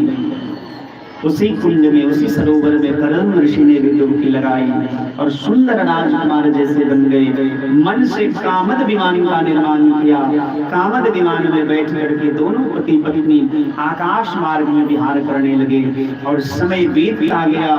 बीतते समय में ही उन्होंने एक नहीं 9 पुत्रियों को जन्म दिया। अचानक एक दिन कर्दम ऋषि को स्मरण आया कि देखो भगवान की माया कितनी अजीब है। ये माया तेरी बहुत कठिन है। भगवान की माया से पार पाना भैया भगवान की कृपा के बिना असंभव। माया के पति वही है। जब जब उनकी कृपा करुणा नहीं होगी तब तक भगवान की माया से कोई नहीं पार पा सकता। कर्दम ऋषि कहने लगे कि अब मैं भजन करने के लिए जा रहा हूँ। देवहूति मैया ने चरण पकड़ करके बहुत सुंदर प्रार्थना किया कि आप तो सर्वज्ञ हैं, बेटी पराया धन होती है, सबके ब्याह हो जाएंगे, सबके अपने घर चले जाएंगे।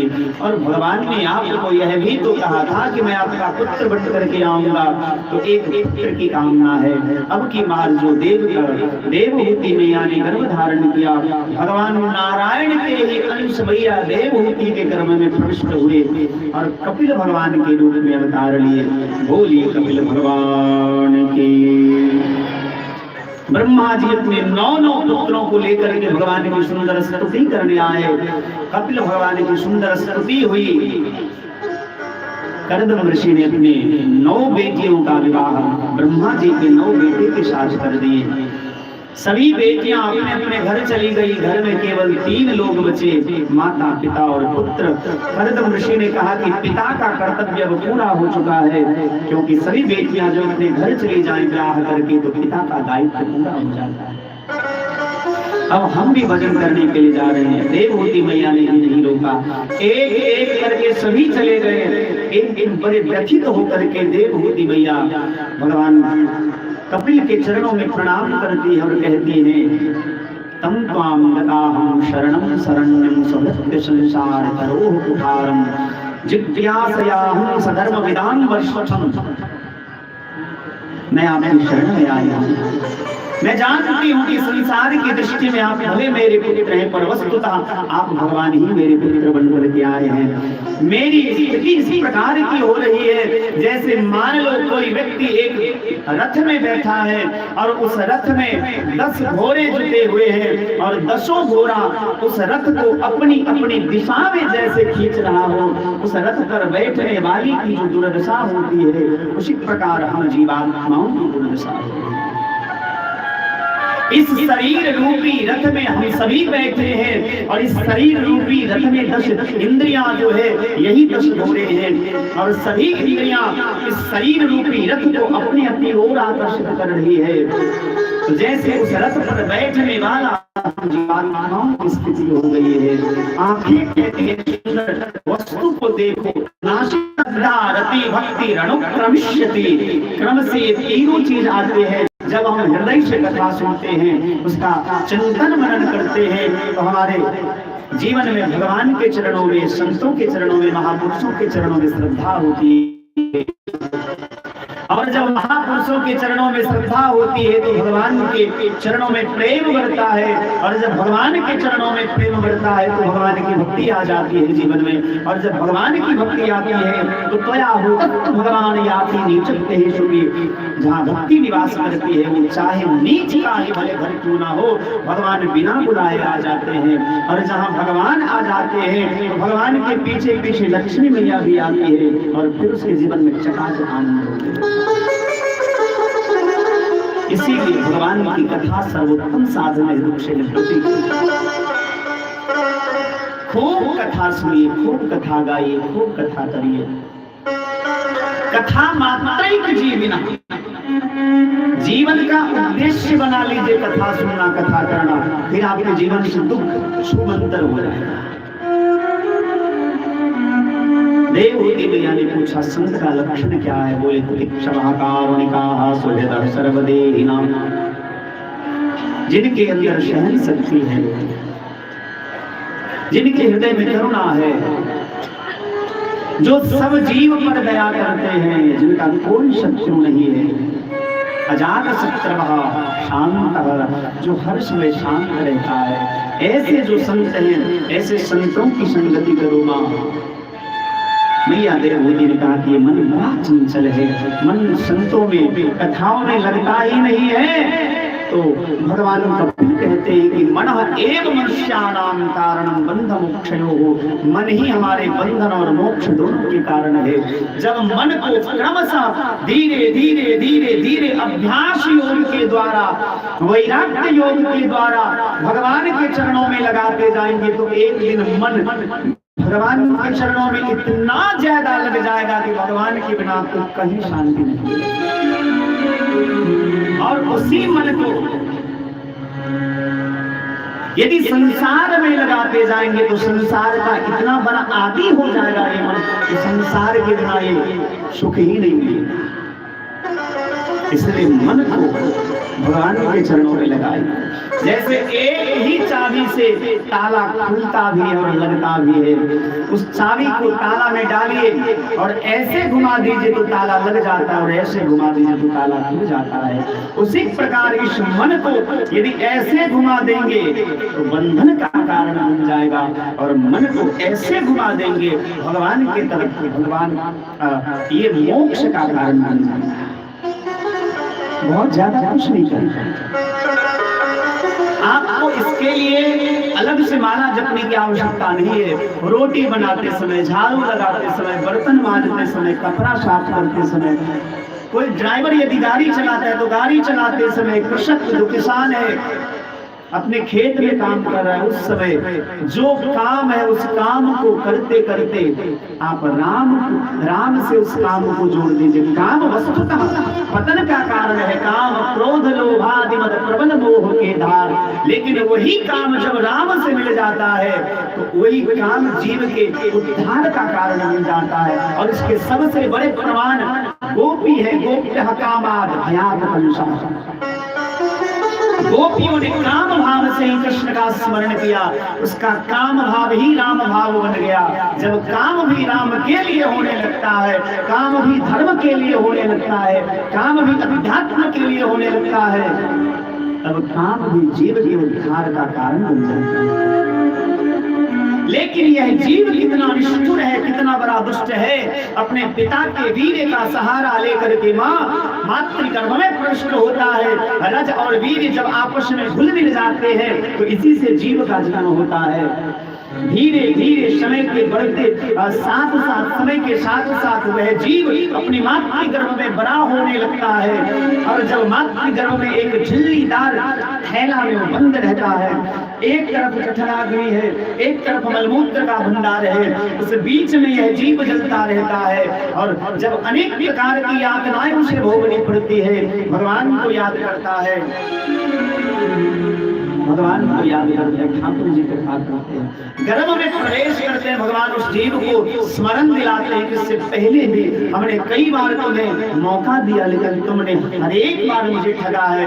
कान पकड़ता है जीव की, अब ऐसी गलती नहीं होगी। धीरे धीरे समय बीतता जाता है 9 महीना पूरे होने के बाद 10वें महीने में जब वह जीव प्रवेश करता है, माँ के पेट में प्रसव की पीड़ा होने लगती है और उस पीड़ा का सहारा लेकर के वह जीव मातृगर्भ से संसार में आता है।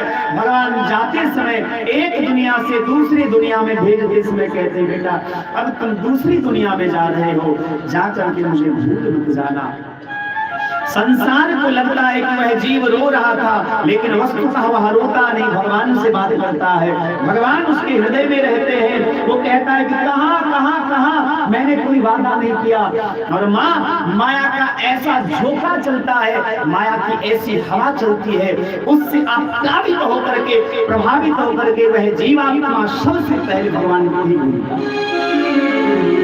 और हरिस्मृति सर्व विपद विमोक्षणम, भगवान को भूल जाना ही दुख का कारण है और भगवान का स्मरण करना ही सभी प्रकार के सुख के द्योतक है। हरि स्मरणम सर्व विपद विमोक्षणम, भगवान का स्मरण ही सभी प्रकार के विपत्तियों का नाश करता है। और भगवान को जब हम भूल जाते हैं तो सबसे ज्यादा दुखी हो जाते हैं। फिर पुनरपि जननम पुनरपि मरणम पुनरपि जननी जठरे शयनम, फिर ये चलकर चलता है। जैसे घड़ी की सुई चलती रहती है, गाड़ी का चक्का जो है पहिया जो वो चलता रहता है, ऊपर वाला नीचे, नीचे वाला ऊपर, ऐसे काल चक्र चलता रहता है। इस काल चक्र में जीव पिसाता रहता है। कबीर बाबा का ध्यान गया अचानक, चलती चाची देख कर दिया कबीरा रोय, 2 पाटल के बीच में साबुत बचाना कोई। कबीर का बेटा कमाल था, कमाल खड़ा होकर के कहता है कि पिताजी बचता है कौन? जो वकील के सहारे रहता है। पुराने जमाने में माताएं आटा गेहूं पीसती थी, दाल पीसती थी, चावल पीसती थी। आपने देखा होगा माँ क्या करती है, एक हाथ में उस जाता का जो वो होता है पकड़ने वाला वो पकड़ी रहती है, दूसरे हाथ में उसमें अन्न डालती है, ऐसे घुमाती रहती है और वो अन्न का दाना पिस जाता है। लेकिन कुछ दाने ऐसे होते हैं जो बच जाते हैं। कौन से दाने? जो कील के सहारे रह जाते हैं। उसी प्रकार जो इस विषय भोग में पड़ जाते हैं, विषय भोग में पड़ करके जीव पिस जाता है। चलती चाकी देख कर दिया कबीरा रोय, 2 पाटन के बीच में साबुत बचाना कोई। लेकिन जो कील के सहारे रहता है वह कील कौन है? भगवान का नाम है। जो भगवान के नाम के आश्रित रहते हैं वो उस विषय रूपी चाकी में पिसने से बच जाते हैं। अर्थात इस काल कलयुग में भगवान नाम जो है वही सबसे बड़ा आश्रय है।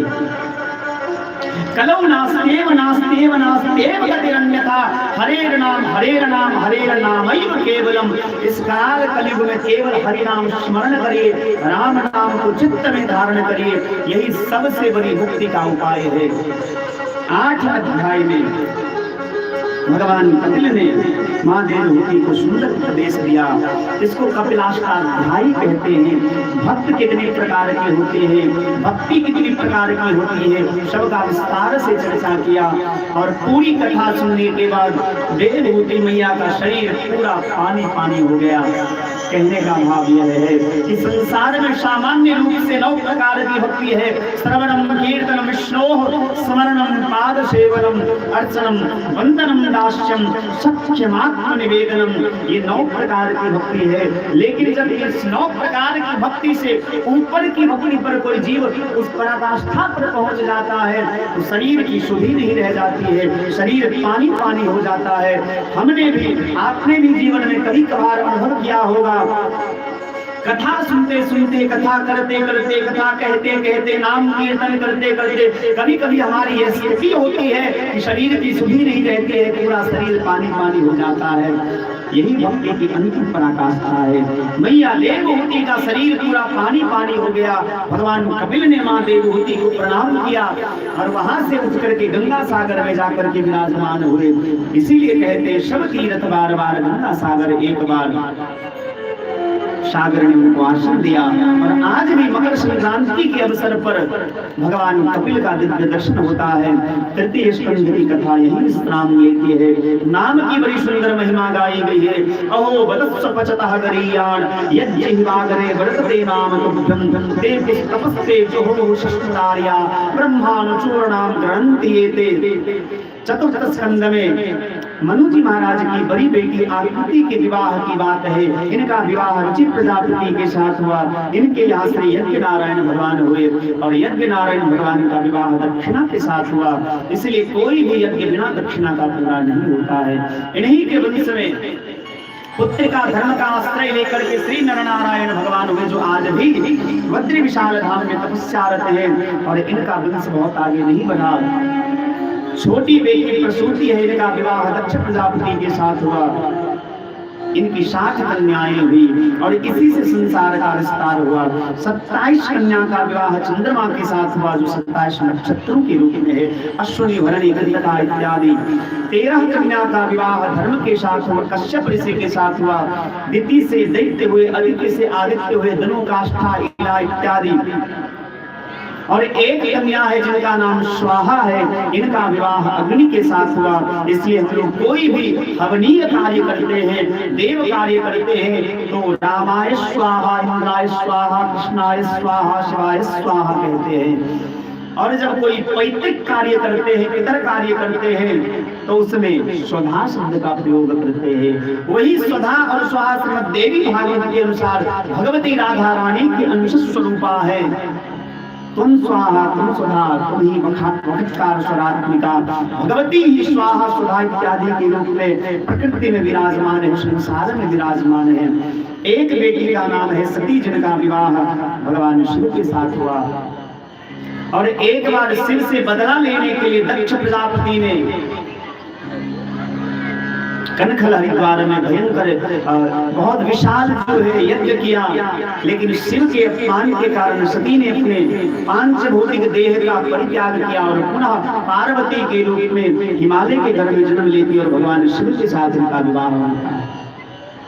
तीनों पुत्रियों की कथा इस प्रकार है। 2 पुत्र हैं, एक उत्तानपाद है, एक प्रियव्रत है। उत्तानपाद की 2 पत्नी है, सुनीति और सुरुचि। सुनीति के गर्भ से श्री ध्रुव जी महाराज का जन्म हुआ, जो बचपन से ही भगवान के बड़े लाडले प्यारे भक्त थे। एक बार अपनी पिता की गोद में जब बैठने गए, छोटी माँ सुरुचि ने उनका अपमान किया और माता के वचनों से दुखी होकर के ध्रुव जी महाराज अपनी मां सुनीति से आज्ञा लेकर के मधुबन में जाकर के नारद बाबा से दीक्षा प्राप्त की और मधुबन में जाकर के बहुत तपस्या करी।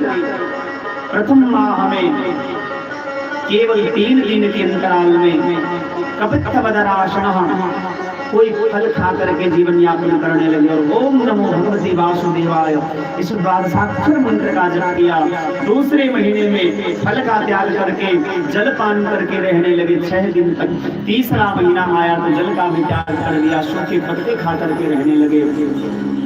चौथा महीना आया तो जल का भी परित्याग कर दिया, सूखे पत्तों का भी त्याग कर दिया, केवल वायु भक्षण करने लगे। 5वां महीना जब आया वायु का भी त्याग कर दिया और ऐसा प्राणायाम लगाए कि भगवान नारायण को वैकुंठ छोड़ करके मधुबन में आना पड़ा और भगवान अपने भक्त श्री ध्रुव जी को सुंदर दर्शन लिए हैं। ध्रुव जी महाराज बड़े छोटे हैं, 5 वर्ष के बालक हैं, घोराले बाल हैं। सुंदर छवि को देख करके भगवान की खुशी आ गई। ध्रुव जी को हंसते देख करके भगवान को हंसते देख करके ध्रुव जी हंसने लगे। ध्रुव जी को हंसते देख करके देवता हंसने लगे। देवताओं को हंसते देख करके भगवान श्री सुखदेव हंसने लगे। सुखदेव जी को हंसते देख करके परीक्षित हंसने लगे। सुखदेव और परीक्षित को हंसते देख करके वहां बैठे जितने महात्मा थे सब हंसने लगे, पर पता किसी को नहीं है कि सब हंस क्यों रहे हैं।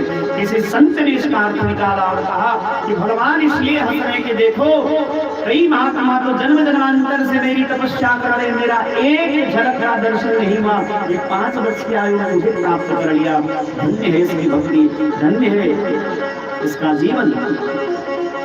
ध्रुव जी महाराज भगवान को देख करके हंस रहे, वाह इतनी सुंदर छवि आज जीवन में पहली बार देखा।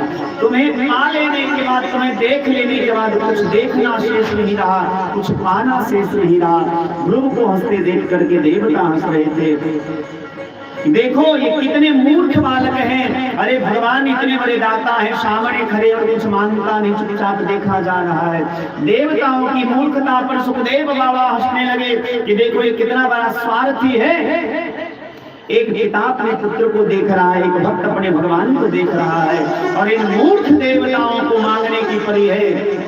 सुखदेव बाबा को हंसते देख करके परीक्षित जी हंस रहे हैं। धन्य है मुनि का श्राप, आज महात्मा का श्राप न लगा होता तो ऐसे दिव्य भगवान और भक्त के दिव्य दर्शन की झांकी का दर्शन न होता, सुंदर दर्शन नहीं होता। इस प्रकार से संन्यासरे भगवान के हाथ में जो पांचजन्य नाम का शंख है, बस स्पर्श बालम कृपया कपोले, भगवान ने पांचजन्य नामक शंख का स्पर्श कराया। सारे वेद वेदांत के ज्ञान उनके जिह्वा के भाग में आकर के रहने लगे। और श्री ध्रुव जी महाराज ने भगवान की बड़ी सुंदर स्तुति की है। योनितः प्रस्यम वाच मिमाम प्रसुप्ताम संजीवयत्यखिल शक्तिधरस्व धामना। ऐसे भगवान के चरणों में प्रणाम है, जिन भगवान ने अपनी कृपा करुणा से मेरी सोई हुई वाणी को जागृत किया। भगवान ने कहा कि वरदान मांगो। ध्रुव जी ने कहा कि कुछ नहीं चाहिए। भगवान ने कहा कि नहीं, 36,000 वर्ष तक तुम राज्य का शासन करो और उसके बाद तुम ध्रुव लोक में आकर के रहना। ध्रुव जी भगवान की बात को मान करके नगर में लौटते हैं। माता पिता ने बड़ा सुंदर सम्मान किया, राजा बने। आगे चल करके सुरुचि के जो पुत्र थे उत्तम, यक्षों के साथ युद्ध में मारे गए। ब्रह्मा जी ने आकर के ध्रुव जी महाराज को समझाया है।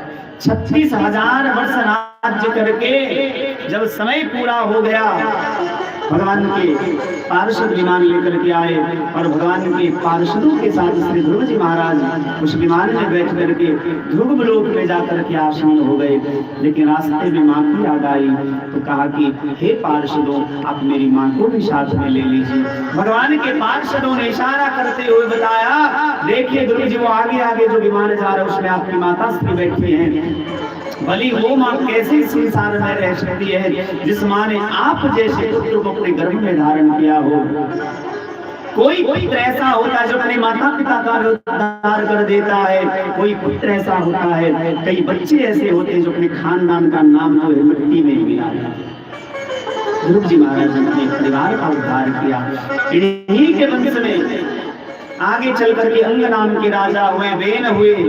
वेन इतने बड़े पापी थे कि अपने पिता को ही बंदी बना करके जेल खाने में डाल दिया। वेन के पाप से जब ब्राह्मणों ने उनको डांटा तो वेन का शरीर का अंत हुआ, उनके शरीर का मर्दन किया गया। इसी से निषाद हुए और इन्हीं से भगवान पृथु हुए और अर्ची देवी हुई जो साक्षात लक्ष्मी नारायण के अंश स्वरूपा है। इन्होंने पृथ्वी का दोहन करके सारे रत्नों को प्रदान किया। इन्हीं के वंश में आगे चल करके प्राचीन वही नाम के राजा हुए जो वेद की बातों को हिंसा फर्क जान करके अनेक पशुओं की हत्या के यज्ञ के नाम पर नारद जी ने आकर के पुरंजनोपाख्यान की कथा के माध्यम से प्राचीन वही को दिव्य दृष्टि प्रदान किया और बताया कि देखो जीव पर दया करना ही मानव मात्र का परम धर्म है। और प्राचीन वही का उद्धार हुआ। छोटे पुत्र का नाम प्रियव्रत है। इन्हीं के वंश में भगवान ऋषभदेव हुए। ऋषभदेव के 100 पुत्र हुए, उसमें सबसे ज्येष्ठ भरत जी हैं। गंडकी नदी के तट पर भगवान सूर्य को एक दिन अर्घ्य दे रहे थे। एक हिरणी का गर्भपात हो गया और उस गर्भपात होने के बाद उस शिशु को लेकर के आए और उस शिशु में, उस हिरणी में उनकी इतनी आसक्ति हो गई। एक दिन हिरण के झुंड में हिरण का बच्चा चला गया और भरत जी की मृत्यु हो गई। अंत समय में उन्होंने मृग शावक का ध्यान करते करते अपने देह का त्याग किया था, इसलिए अगले जन्म में हिरण बनना पड़ा। तुलसी बाबा सतर्क करते हैं कि एक मृगा के संग ते भरत धरे मृग देह, तुलसी उनकी कौन गति जो घर भर कर सने। इसीलिए आसक्ति किसी से मत रखिए, प्रेम सबसे करी पर आसक्ति किसी से मत रखिए, नहीं तो दुर्गति हो सकती है। पुनः वही हिरण का रूप त्याग करके उस देह का भोग करके जड़ भरत जी के नाम से संसार में आते अंगिरा गोत्रीय ब्राह्मण के परिवार में जन्म लेते हैं और जरभरत जी महाराज ने राजा रघुवन को सुंदर उपदेश दिया होता है। इसी 5वें स्कंद में भूगोल खगोल की चर्चा आती है। 55 लाख करोड़ योजन की दूरी है, पूरा क्षेत्रफल है पूरा संसार का। 99 लाख योजन की दूरी पर दक्षिण दिशा में संयमनी पुरी है, वहाँ अनेक प्रकार के नरक है। उस नरक में जो जीव जैसा कर्म करता है उस कर्म के अनुसार उसको फल भुगतना पड़ता है। नरक की बात सुन करके परीक्षित जी महाराज का हृदय कांप गया। 6ठे स्कंद में भगवान श्री सुखदेव ने अजामिलोपाख्यान की कथा सुनाई है। अजामिल नाम का एक ब्राह्मण था जो जन्म से ब्राह्मण था, लेकिन एक बार किसी वेश्या के संग में पड़ करके अपने धर्म से पथभ्रष्ट हो गए और अंत में एक दिन महात्माओं की डोली उधारती है। सुंदर पंगत हुआ। महात्माओं ने मन में विचार किया कि हमने गृहस्थ का अन्न खाया है तो हमारा कर्तव्य है इसका उद्धार का मार्ग प्रशस्त करें। उस गणिका के जो छोटे पुत्र हुए उसका नाम नारायण रखा गया। जब कभी भी अजामिल आता था पुत्र नारायण को बुलाता था। धीरे धीरे उसका जीवन का अंत समय आया। यमराज के दूत आए दंड पास लेकर के। यमराज के दूतों को देख करके अजामिल चिल्लाने लगा। दूर में बेटा कहीं खेल रहा था, दूर से जोर से बुलाया नारायण। जैसे नारायण को बुलाया नारायण के पार्षद आकर के यमदूतों को मार पीट करके भगा दिया और उसकी रक्षा की। इस दृश्य को अजामिल ने देखा। अजामिल के मन में वैराग्य जगा और मन में विचार करने लगे कि जब मैंने झूठ मूठ का बेटा नारायण को बुलाया तो भगवान के पार्षदों ने आकर के हमारी रक्षा की। यदि मैंने सचमुच भगवान को बुलाया होता तो मेरा जीवन धन्य हो जाता। और उसी दिन से अजामिल ने भगवान के नाम का आश्रय लिया और उसका उद्धार हो गया। उधर यमदूतों ने जाकर के यमराज से कहा आपकी अब नौकरी नहीं करनी है, क्योंकि हमें तो लगता था कि सबके ऊपर आप ही हैं, पर आज आपके आदेश से जब हम अजामिल को लेने गए 4 हाथ पैर वाले आए और हमें डांट फटकार करके भगा दिए। यमराज ने कहा कि वो कोई और नहीं भगवान के पार्षद ही थे। संकेत में भी यदि कोई भगवान का नाम लेता है सांकेत्यम पारिहासं स्तोहम हेरनमेव वैकुंठ नाम प्रहरम विशेषागहरम विदो। संकेत में भी हंसी मजाक में भी गिरते पड़ते कोई भगवान का नाम लेता है तो भगवान के नाम में वो सामर्थ्य है कि उसका उद्धार हो जाता है। और इसी के साथ आज की वाणी को हम विश्राम देते हैं। कल भगवान श्री सीताराम जी की विवाह की कथा, जन्म की कथा, प्रहलाद चरित्र, समुद्र मंथन, बलि वामन संवाद की कथा श्रवण करेंगे। आइए 2 बार भगवान नाम कीर्तन करें और उसके बाद आरती, आरती के बाद माता जी की आरती और फिर प्रसाद लेकर के हम लोग जाएंगे। आइए प्रेम से 2 बार हरिनाम संकीर्तन करें।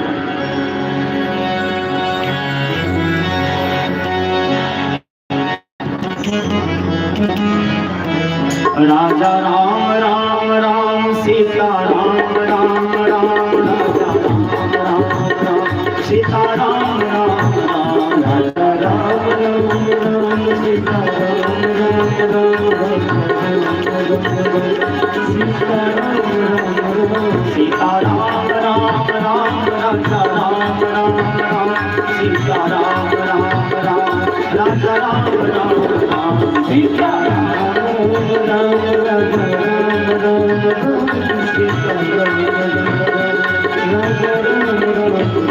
सीता राम राम राम राजा राम राम राम सीता राम राम राम राजा राम राम राम सीता राम राम राम राजा राम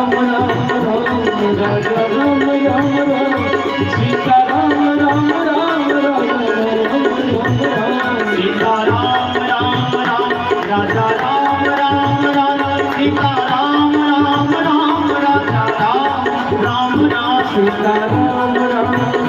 राजा राम राम राम सीता राम राम राम राजा हरि सीता राम राम राजा राम राम राजा राम सीता राम राम राम राजा राम राम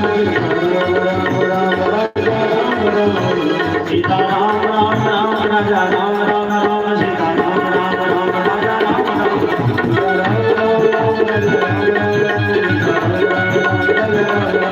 सीता राम राम राम राजा राम राम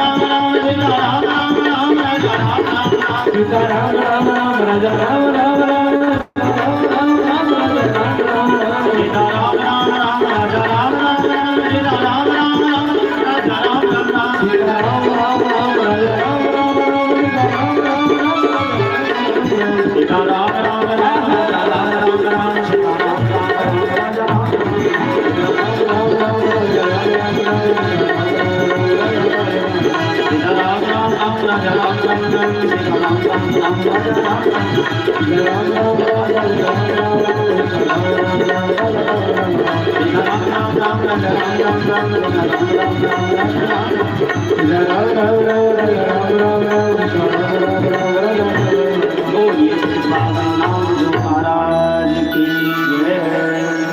एक सूचना है, 30 तारीख को रामनवमी है और 30 तारीख से गोविंदपुर में गुम्बैया चौक पर हमारे गोविंदपुर के कुछ श्रोता भी आए हैं।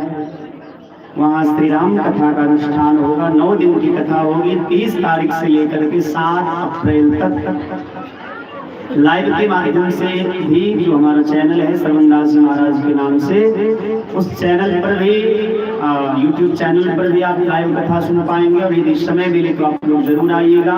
और एक दूसरी सूचना, गीता संदेश परमानंद के रूप में परमानंद पत्रिका है। इसमें इसके प्रधान संपादक आचार्य श्री महेंद्र मिश्र जी हैं। इसमें बहुत सारे विद्वानों का लेख है। इस गांव में भी अनेक विद्वान हैं। मैं विद्वानों से अनुरोध करना चाहूंगा कि यदि आप अपना लेख इसमें देना चाहते हैं तो गीता जयंती के पूर्व ही जो शायद दिसंबर में होता है, हाँ दिसंबर में विवाह पंचमी की कथा जो हम करते हैं, आप लोगों को पता ही होगा कि नहीं पता पता है ना। मोक्षदा एकादशी के दिन गीता जयंती का उत्सव मनाया जाता है। उससे पूर्व हम अपने आश्रम पर श्री सीताराम विवाह पंचमी महोत्सव भी मनाते हैं। आप लोगों को प्रतिवर्ष न्योता आकार भी देने आते हैं। इस बार से कहने की आवश्यकता न पड़े, आप लोग बिना कहे ही आ जाएंगे, ठीक है। ऐसे हम आ जाएंगे कहने के लिए। तो गीता जयंती के अवसर पर फिर से पत्रिका को फिर से संशोधित करके प्रकाशित किया जाएगा। जो विद्वान, जो सज्जन अपना लेख, अपने मन के भाव को इसमें व्यक्त करना चाहेंगे, अपना लेख आचार्य श्री महेंद्र मिश्र को प्रदान करें। और यदि किसी को गीता संदेश परमानंद पत्रिका लेना हो तो लहरिया सराय में इंग्लिश लाइन हनुमान मंदिर है, वहाँ सुंदर जी जो है उनके यहाँ ये मिल जाएगा। स्तोत्र आरती संग्रह भी है। इसमें भी बहुत सारे देवी देवताओं के स्तोत्र और आरतियों का संग्रह किया गया है। ये दोनों पुस्तक यदि आपको लेने हो तो वहाँ हनुमान मंदिर में उपलब्ध है। आगे हरि कृपा। आइए हम लोग सभी अपने अपने स्थान पर खड़े होकर के भागवत भगवान की आरती करें। और आरती के बाद माता जी की आरती, उसके बाद प्रसाद लेकर के सभी लोग जाएंगे। आइए प्रेम से आरती गाएं। बांके बिहारी तेरी आरती गाओ, बांके बिहारी तेरी आरती गाओ, बांके बिहारी तेरी आरती गाओ, बांके बिहारी तेरी आरती गाओ, आरती गाओ प्यारे आरती गाओ, आरती गाओ प्यारे आरती गाओ, तेरी छवि पे प्यारे बलि बलि जाऊं, तेरी छवि पे प्यारे बलि बलि जाऊं, चरण सिंह गंगा प्यारी जिसने सारी दुनिया तारी, सारी दुनिया तारी, चरण सिंह गंगा प्यारी गंगा प्यारी, जिसने सारी दुनिया तारी, सारी दुनिया तारी, उन चरणों में शीश नवाऊं, उन चरणों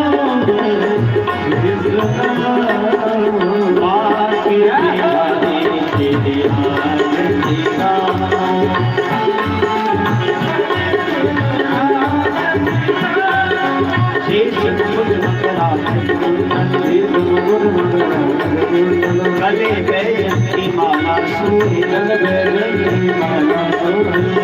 तेरी छवि में प्यारे बलि बलि जाऊं, तेरी छवि में प्यारे बलि बलि जाऊं, तेरी छवि में प्यारे बलि बलि जाऊं, तेरी छवि में प्यारे बलि बलि जाऊं, आके बिहारी तेरी आरती गाऊं, आके बिहारी तेरी आरती गाऊं, हरि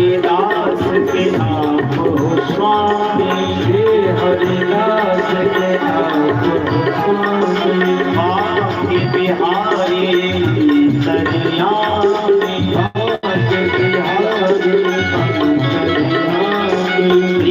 हरिदास के आप स्वामी हरिदास के आप भाग्य बिहारी अंतर्यामी भाग्य बिहारी अंतर्यामी तुझ पर प्यारे तन मन मारो तुझ पर प्यारे तन मन मारो तुझ पर प्यारे तन मन मारो तुझ पर प्यारे तन मन मारो भाग्य बिहारी तेरी आरती गाओ भाग्य बिहारी तेरी आरती गाओ सीताराम देव सीताराम सीताराम देव सीताराम जय सीताराम पाद सीताराम सीताराम पाद सीताराम सीताराम पाद सीताराम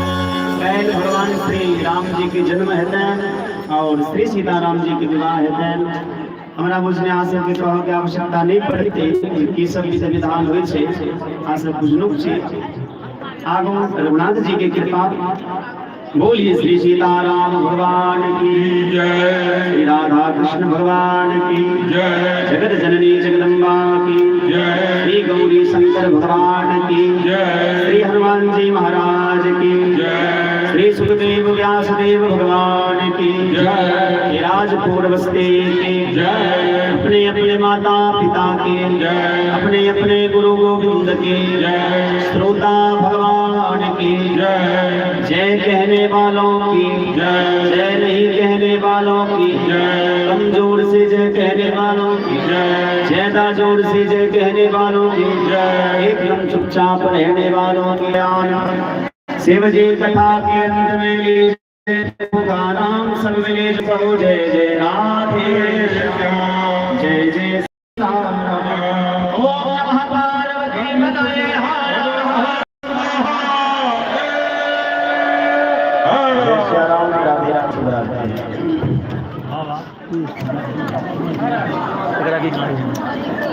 दुख दुखी बला सा आग्रह